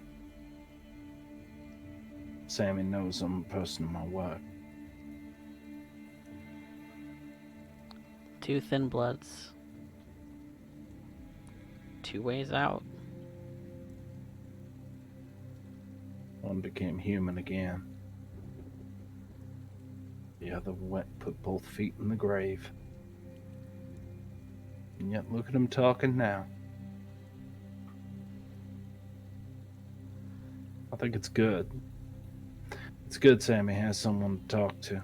I think it's good that Lisa will probably push this. After all, they look like a cute couple.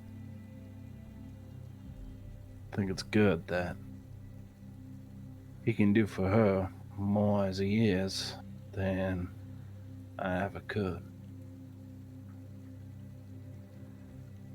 Saeed, I still feel a little twinge of regret.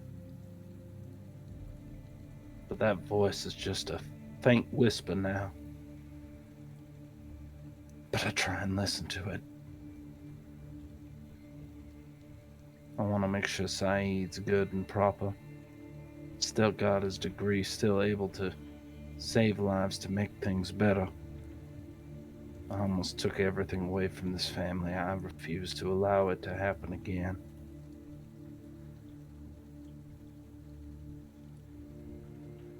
For a moment, I stopped imagining this little tiny kitchen table we're all seated around far too many shoulders and far too many chairs around such a small surface. Try and imagine it like it was those tables in old, those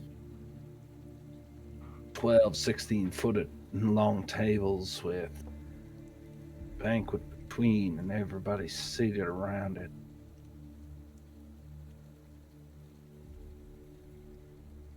Imagine a great hall, chandelier hanging overhead. Here's a picture, maybe an old oil painting of some grand figure.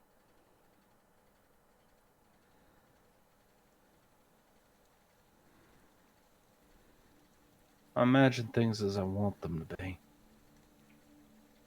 as I hope they'll be. Hope. That little voice that used to be so strong in your mind. But you're grasping at that little thread with all of your intent and willpower right now.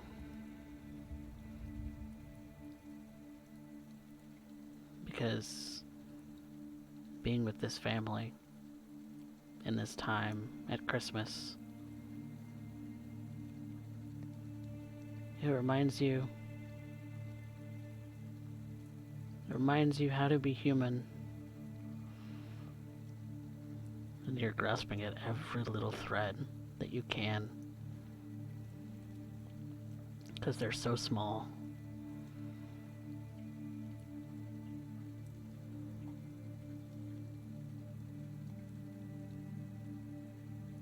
If you continue to collect them, those little threads, can you get some of that back?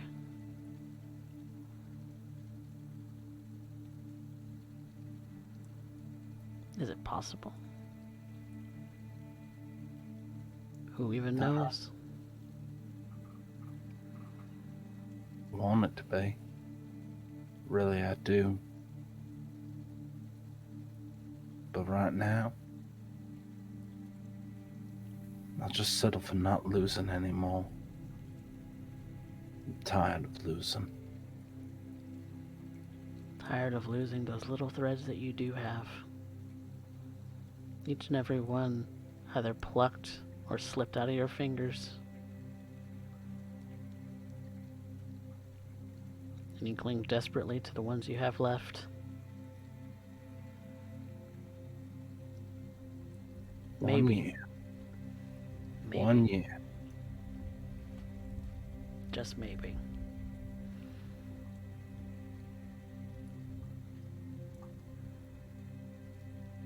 I'm probably the first to pick up their plane.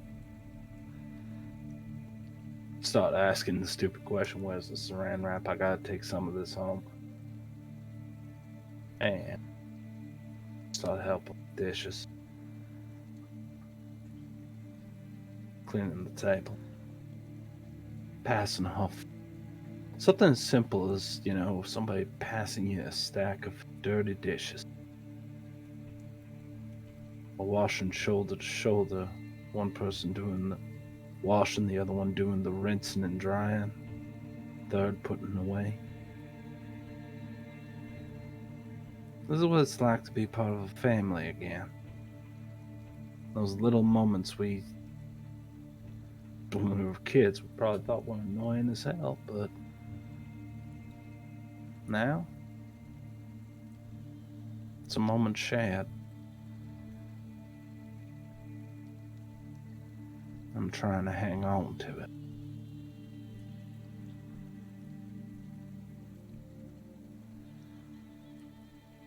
And here's maybe in this moment, Maria's reconnecting with some of the things that she's lost.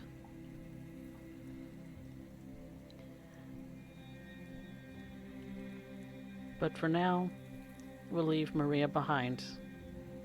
And when we come back, we will see what's in store for Faust as the epilogues continue.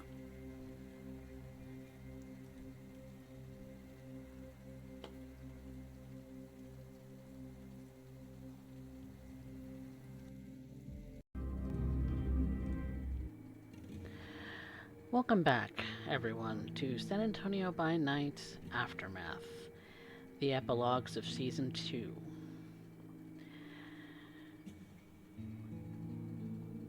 During one of the nights in the weeks following the capture of Harrison, the destruction of Veronica made widely known, her presence and destruction swiftly taken care of, and other little things that have come up here and there as a result of the iconoclast actions. Faust has collected together with Mr. Wolford shortly before a meeting that they're both invited to attend between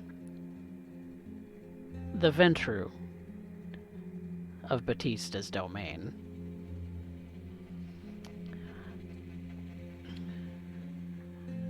Alistair and Faust have come to the memorial with the intention of, with the permission of Amber, adding Eugene's name to the list of those who have fallen to the Camarilla.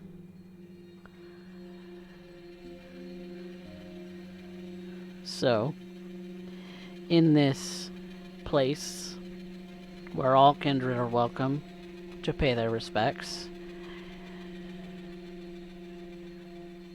Alistair has brought a photograph with him. A photograph of Eugene that he looks at a bit solemnly. Probably less solemnly than one would expect for a human. But possibly more solemnly for a Ventru than you've seen in a long time, Faust.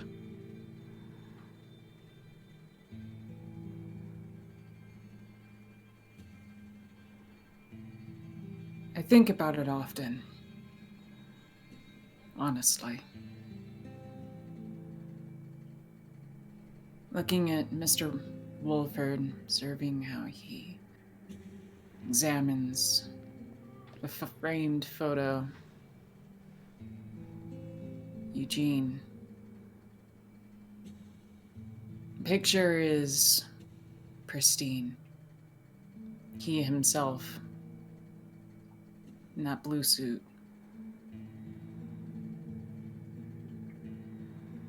As if he was born in it. Stern face. Broad shoulders.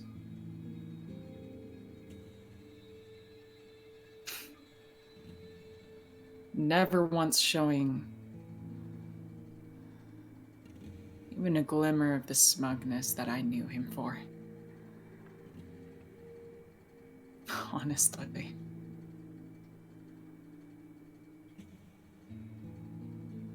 Wolford and Eugene knew each other for a long time. A very long time. And while you know that the photograph is pristine, you know that it's also old.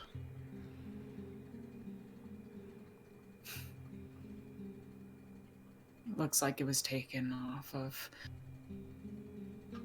camera from when televisions were just becoming a thing. Long before my time, long before I was born. Probably earlier into my parents' ages.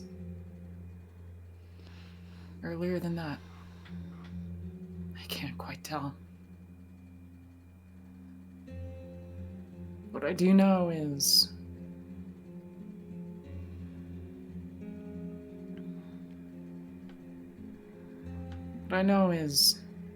what it meant to me.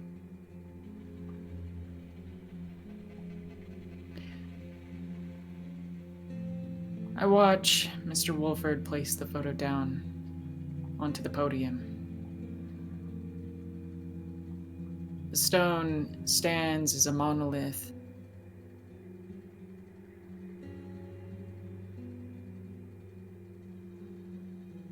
Either to empowerment or to sin. Only time can tell at this point.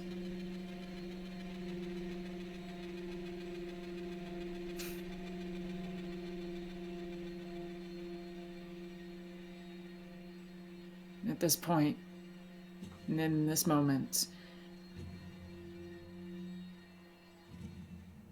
I feel the encroaching shadow. It's as if the monolith itself were Eugene, watching down on me, observing me, judging my actions, my behaviors. You Adjusting. wonder, would he be proud of you?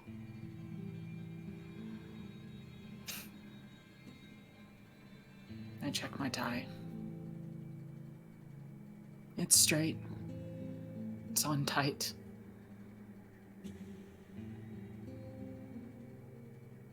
And it's on Almost. correctly. Almost chokingly so if you had to breathe.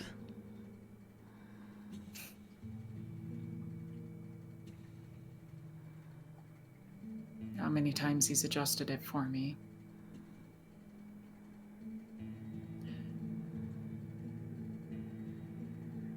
When I started this journey, I was a child.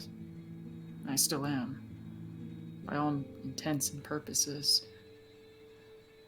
But at least now I could consider myself a degree of a student.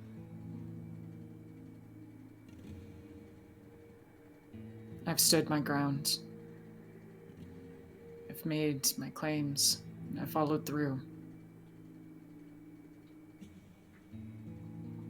You made your will known.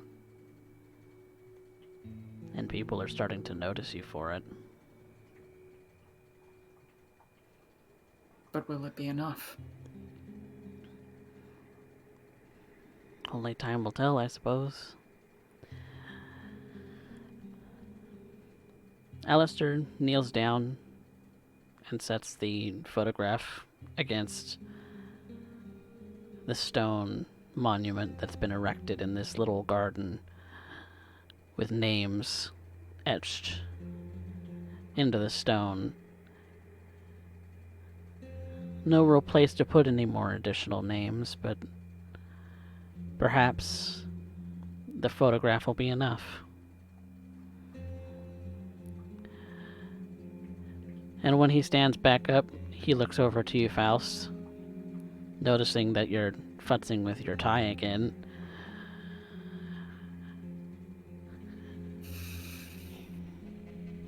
If you keep fussing with it, it's going to come off.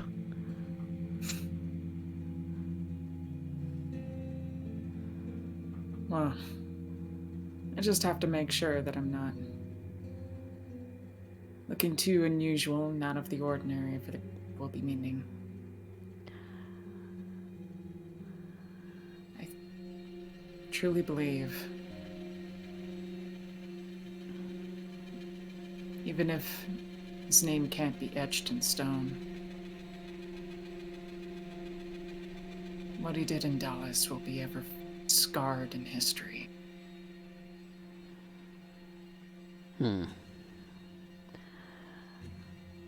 There's hardly a person who would remember such a tale. We will. Yes, I suppose you're right.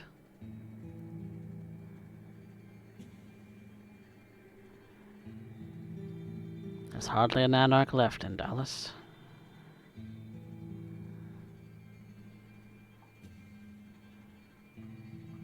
Hardly. Purged from the earth.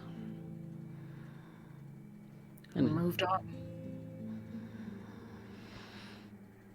Well, hopefully this meeting will more or less solidify us as residents of San Antonio. This way, we don't necessarily have to be the suspicious ones, though I doubt that suspicion is going to go away very easily. But with the contributions that you have made and the contributions that I have made to this domain, or Batista's domain specifically, it will at least show that we're honest. Honest to this city, at least. The Barons have been fair to us. Hmm. I hope to at least be able to provide them with the services that they would be deserving. Given that we more or less, how do the kids put it, crashed the party.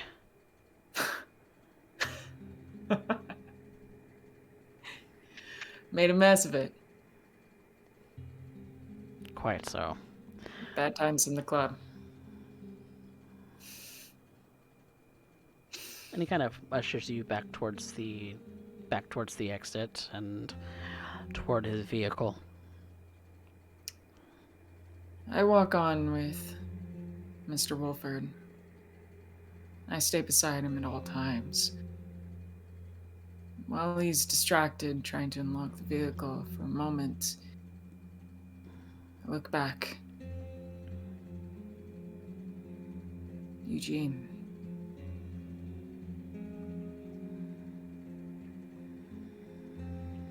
There's so much history I know he had.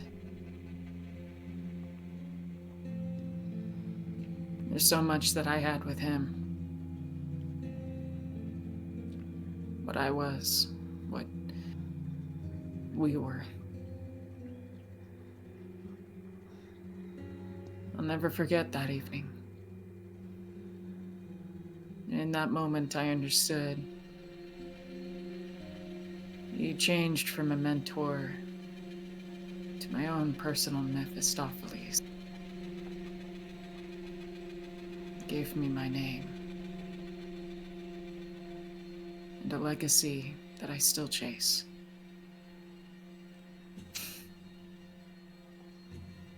You're gone now. How can I chase something that's dead? More dead than this. How can I live to that and rise to any of the history you made?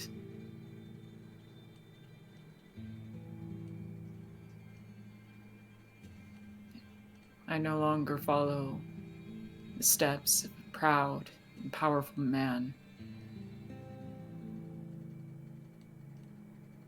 Oftentimes I feel myself chasing ghosts.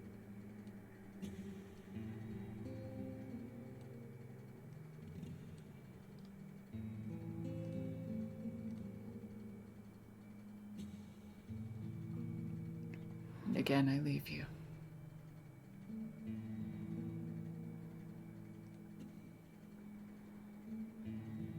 With your solution clear. And a road straight ahead that I find myself. With no greater choice or solutions but to follow.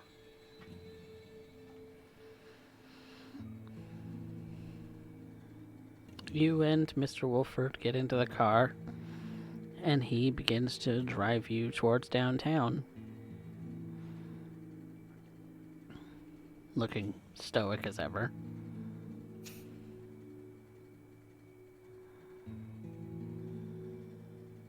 I hold myself steady, but I won't deny my nervousness. I'm anxious. Quite. Mr. Wolford, Yes, Faust. I understand that this meeting that we will be attending provide us with a little more community here, but Yes. those within the city that I've met is Batista, and for a striking moment, Isabella, Yes. Barbarian, and Miss Castile.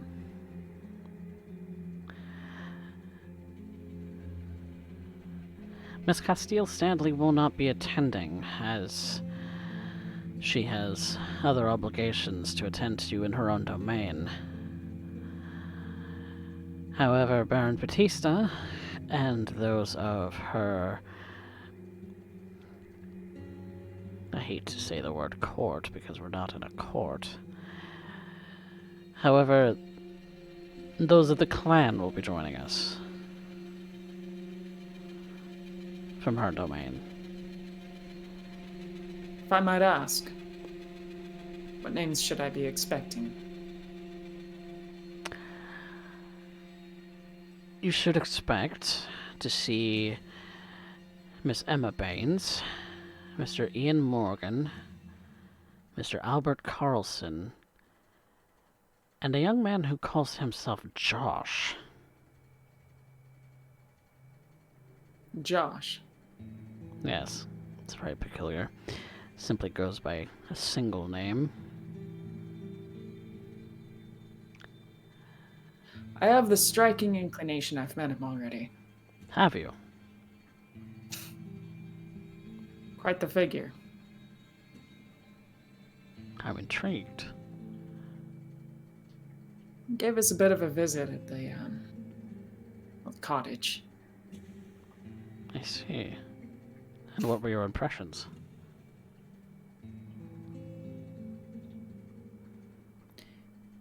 Himself and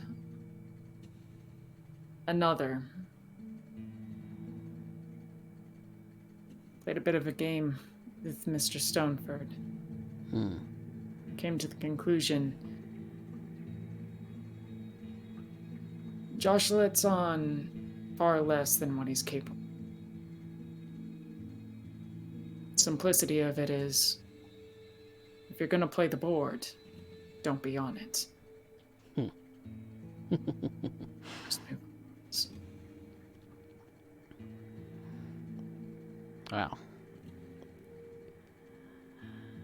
I've yet to meet this young man, and...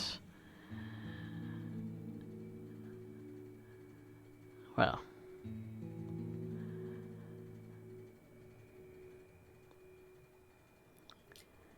I feel like you'll be a bit surprised. But, I mean, maybe that's just my naivety. I don't know what to expect in these darker days. Not always. It's a very gloomy outlook to call them darker days, but... The nights. Quite literally, yes. Nights and neon lights. Neon lights are a little much for my tastes. I get the odd impression I'm gonna be seeing a lot more of them coming up, but it's neither here nor there. The goal. The goal.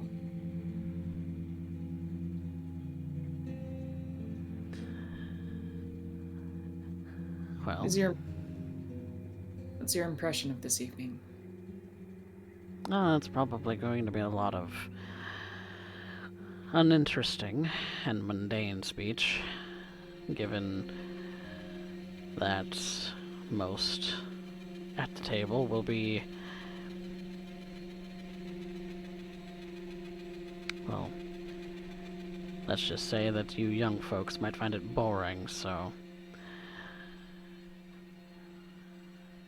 You and Josh will likely do a lot of the observing in the room.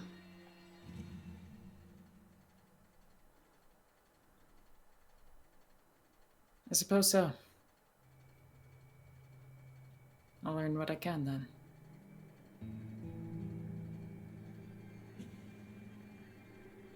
Fair enough.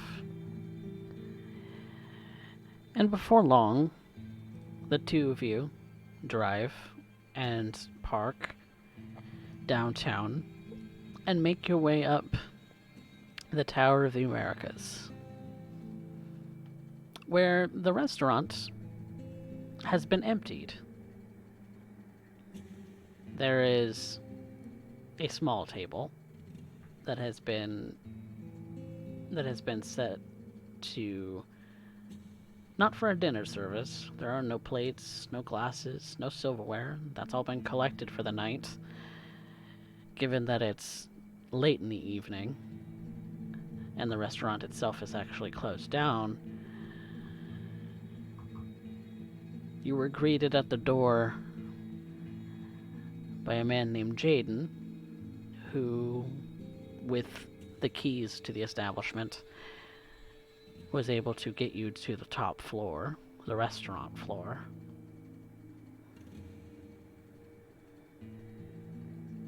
And that is where you see the table of 4 waiting for a 5th, but the individual that you know as Josh is kind of standing off to the side for a moment.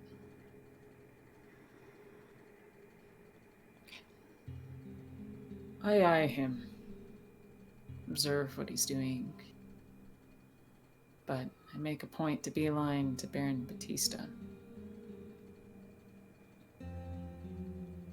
The 4 others have already taken seats at the table, and Mr. Wolford is going for one of the empty seats at this longer table. The first thing I make a point is to introduce myself. I wait for an opening from Baron Batista in conversation. And she does see you and beckons you over. It's a pleasure to see you again, Mr. Beaufort. The pleasure is mine, Baron Batista. It's always wonderful for you to visit. Even more of an honor to be able to visit you in your own tower. Yes, it is on a sort of tradition that all of us get together for Christmas. How familial. I would hope. Well, I've always been one for a bit of tradition here and there. It may seem a bit of a loner, but trust me, family is important. Yes, it is. Well, I suppose I'll go ahead and seat myself soon. Just have to make a quick acquaintance once again. Of course. Familiar faces. By all means. I see myself over. And I head over.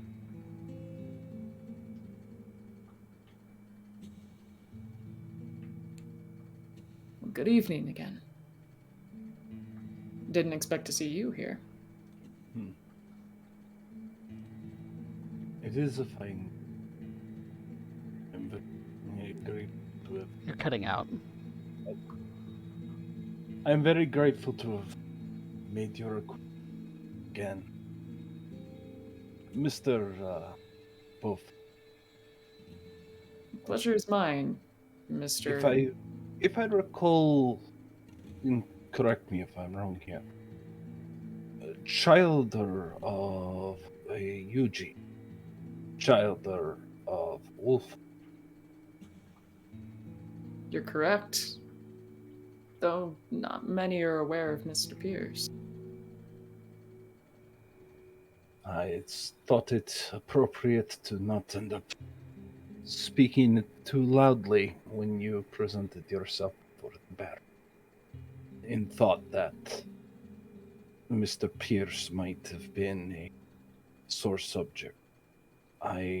You've offered you condolence. Seems we are two peas of pod in that. I appreciate the consideration. It is an odd place to be, isn't it? Watching the adults in the room circle about their room to discuss various businesses upon a time most holy, Christmas Day. Provided uncertain of whether the conversation is of holy nature. But it is of nobility regardless. True. And you hold yourself in good esteem, Mr. Bofel. As far as how you may refer to me, I simply go by Josh, though I suspect this evening's proceedings will be obsessed. Well, I certainly hope I can learn something from it at the very least.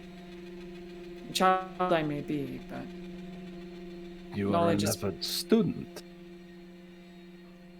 knowledge is a valuable tool in these times. In all times, really. I can't deny. I've learned a lot in the recent nights. Of others and of myself. San And in Antonio. Oh, please, go on, Mr. Buffett. I am so pardoned to be interrupted. No, it's my apology, really. I suppose the thing that I've learned most interesting lately is of you. How so? You speak subtly of yourself. With a degree of modesty, yet you find yourself here.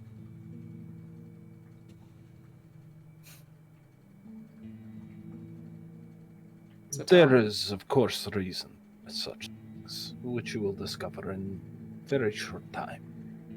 At this point, the table is simply being set. So let us, as our sires once did, I have no doubt, many years ago, when they stood at attendance, observing their sires sit around grand conference tables or perhaps maps of war, and model upon ourselves as we observe. You said you learned something of me. I was not aware I was such an interesting individual. One would expect you to have more interest in Urian Doyle.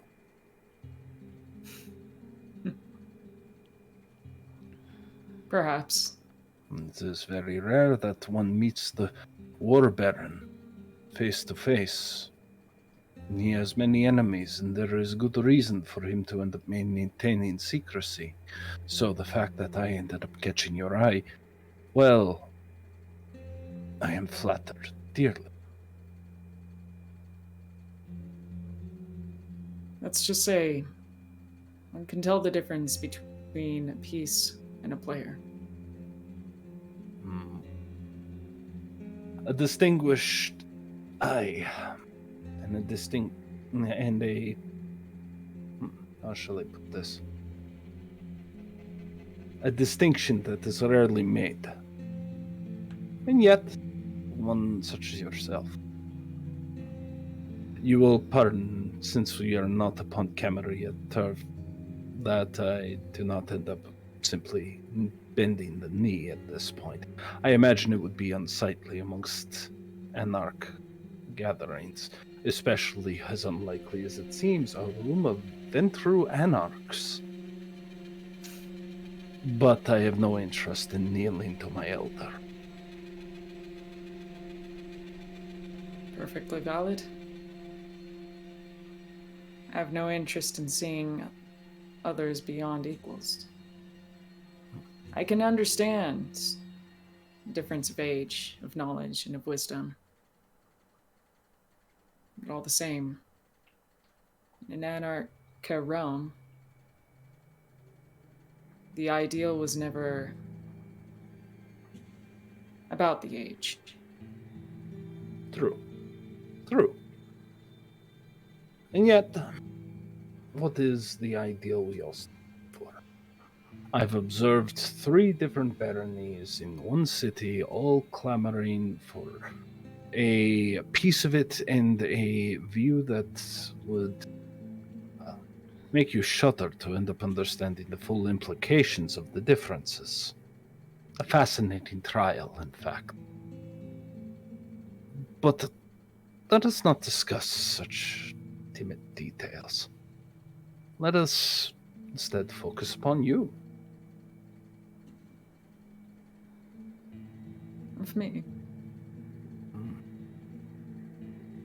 You have arrived from Dallas. Bloody business, that. And one that I suspect that you have, well, many misgivings of. I would end up assuming that your move here to San Antonio has been less than polite, especially knowing of our own clan's implications of the events of more than a year ago. I assume you view it as a point of great shame. Shame. Hmm. No. No. I'm proud to be what I am. Ventru is... It's not just a clan, but an honorary title. Hmm. It Do you finds- believe that as such? It's something that's earned. You Too don't true. become such unless one of age is already determined. There was power in it. There was prestige. And there was a legacy to be upheld. That is true.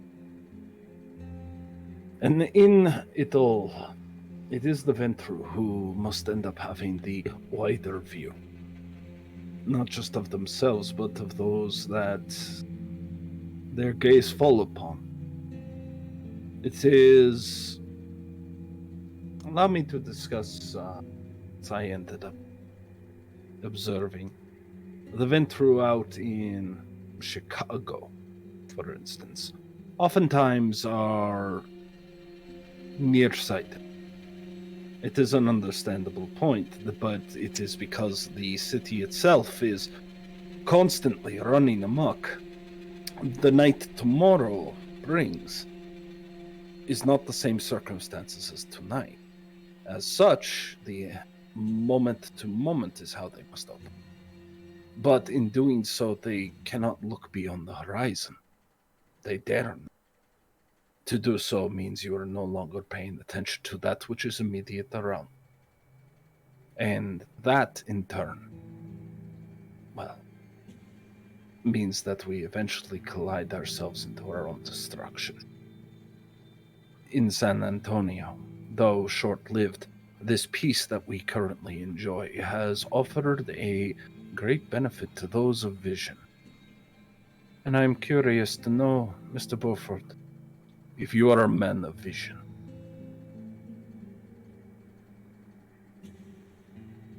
Not just small platitudes, not just an ideal, but a true plan.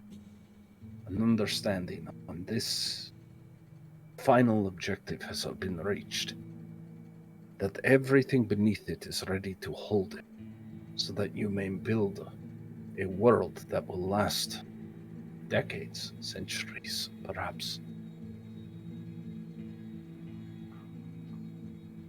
Don't think of yourself so small. You may be neonate, but that too will change in time. I suppose if I were to define a long-term vision, I'd define it as home. So, then I think the night's proceeding will be of interest. If there is any way I can be of assistance, Mr. Broth, please do not end up hesitating to ask. I may be just a humble messenger, but in the end, we all end up serving San Antonio and those who dwell within its borders. It's greatly appreciated, Josh. I hope that I can also be of service to you. I suspect you already have been in more ways than you realize.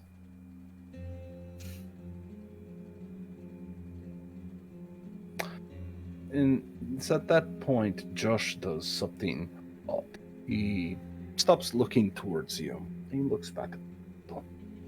And he kind of crosses his arms as though he's trying to relax, though he's a bit defensive, though he observes Baron Batista. Like he's waiting for something. Cubes for a moment. After a few moments, probably about an hour of the doldrum, Faust, it's somewhat interesting, somewhat not. Most of it is the goings-on and the interchanging of business propositions and the like. Mr. Wolford making deals. The others making deals with him. The exchange of boons one to another.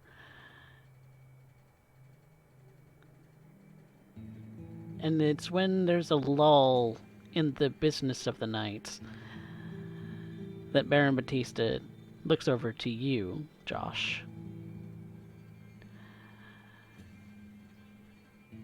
And concludes that business portion of the meeting with, if everyone is satisfied with the arrangements that have been made for the coming year, then I would like to move on to item number 2 on the docket today. Josh. At that point, he puts his hands to his side and steps forward. And he does so in a way to make sure that he can catch the eye of Faust Buff. Ladies and gentlemen of San Antonio, I've been through all. There has no doubt been a great speculation of a rumor. After all, you have been polite enough to end up allowing the Baron to have a guest of unknown origin. None of you know me. And yet, there's a few of you who have met me. As by oldest went through traditions before Camarilla, before Court of Thorns. Those of you who have met know me as Josh, and this world does know me as such. But tonight I wish to introduce to you all formally. Allow me to make proper introductions. My name is Marius Calhoun II, child of Kyle A. Calhoun, child of Marius Calhoun I, former Prince of Jackson. I am under the stewardship of the once known war baron, Urian Doyle, and I have come to end up placing myself at the disposal of the domain of Batista. I am young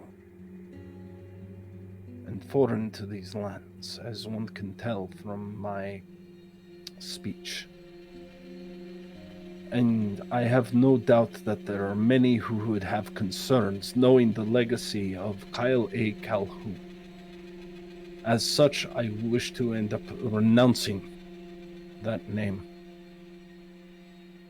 I have also here made it very clear. I bring documentation, he reaches in, that I deliver unto the Baron Batista, confirming not only my lineage, but that the War Baron himself has allowed me to end up stepping from shadow into the light of your eyes.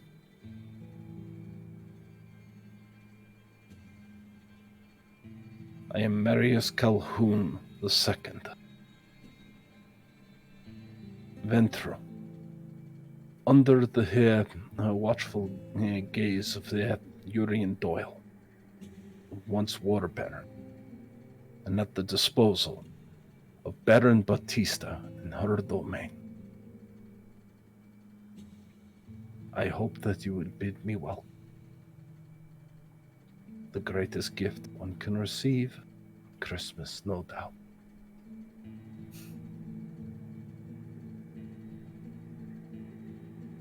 And we welcome you, Marius Calhoun II, to this domain, Baron Batista says. He lowers his head a small amount in respect to his elders as he takes a step and returns back to position, allowing the Baron to continue, or for him to answer whatever questions the domain would have. He will speak with them individually in time. But it would seem that the childer, the grandchild of Wolford, has this Marius Calhoun II attention.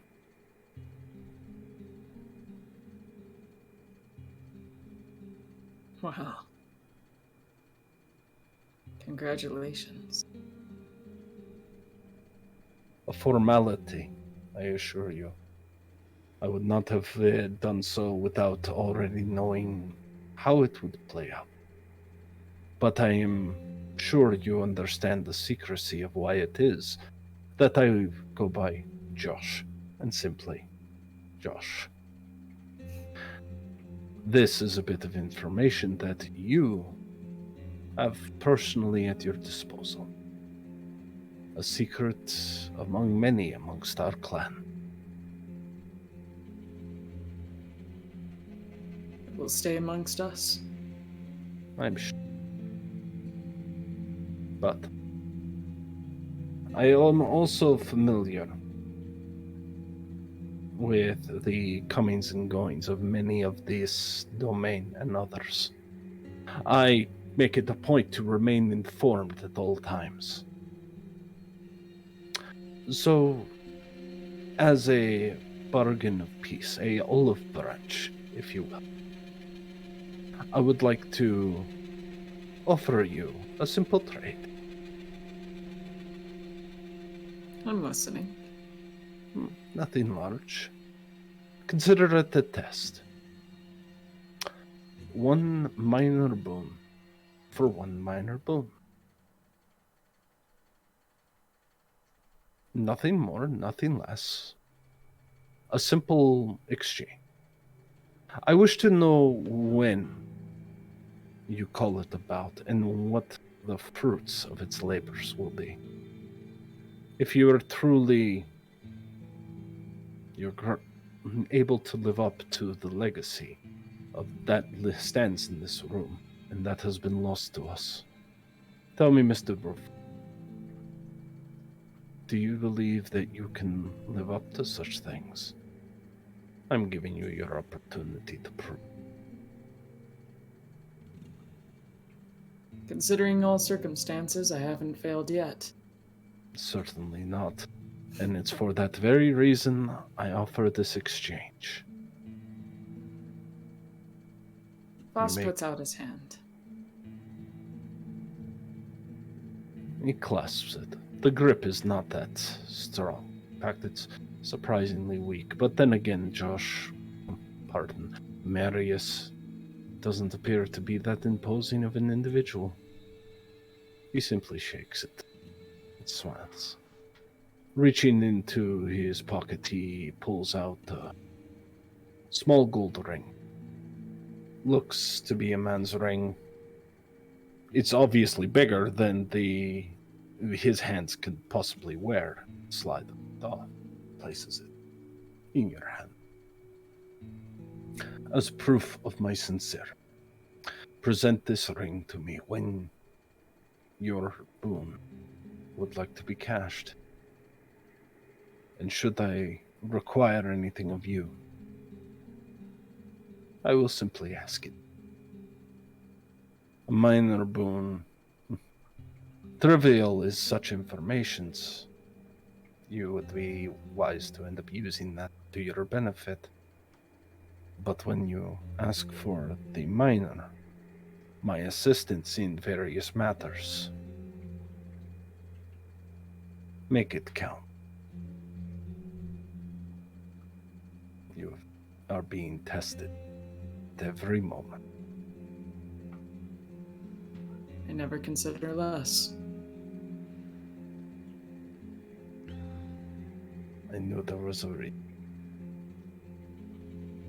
To a wonderful friendship, Marius Calhoun the second. He looks. Tell me, what do you know of those who sit around the table? You know clearly of Baron Angela Batista. Do you know of her side? Do you know of the businesses that Emma Baines is responsible for? Do you understand the full position of Mr. Morgan, who seems so out of place at the table? Or that of what seems to be the aged Albert Karsten? What I know of Angela Baptista is that she herself isn't of this city. Came here and made it her own. Transportation is her specialty.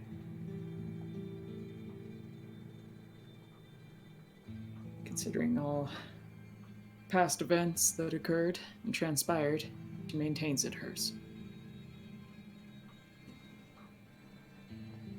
Carlson. ST, what do I know of Carlson? He's Batista's child, right? Let me look at your sheet. I'm pretty limited in what I know. Marius seems to be more asking to get to understand where exactly you stand as far as your knowledge. So it is very much a test, but it's also to see how well you're able to ascertain the position that's currently undergoing.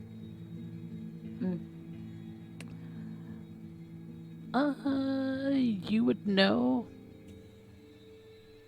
You would know that he is the child of Batista, and that he works in the firearms industry. Yes. I remembered that. All right.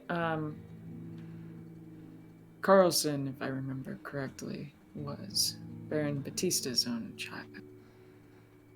Works within firearms and weaponry.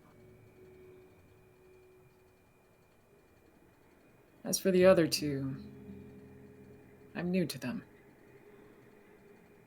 Perhaps then I can make appropriate introduction. And when you introduce yourself, have you considered molding something that might be of use to them?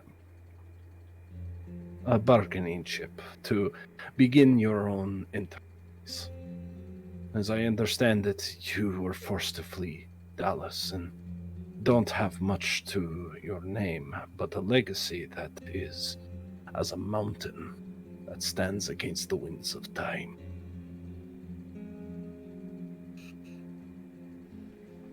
To speak of a title isn't really much something that I've considered.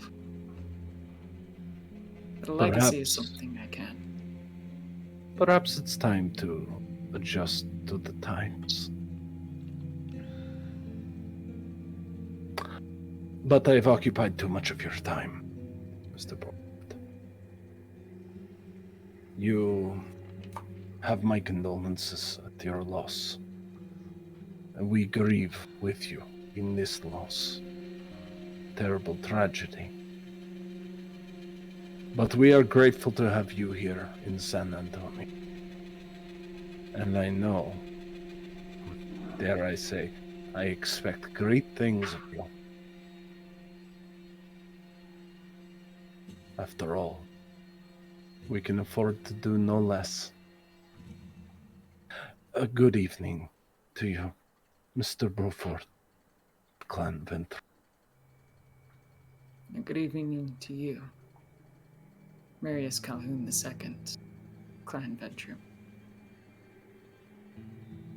And with And with that, we will leave the iconoclasts for tonight. I hope you all have enjoyed these little vignettes, as next week we will be doing vignettes for Noel and for Ray, and possibly rounding it off with a bit of a group celebration for the holiday season. But until then, we bid you all good night from the Alamo City. Good night. Good night. Merry Christmas.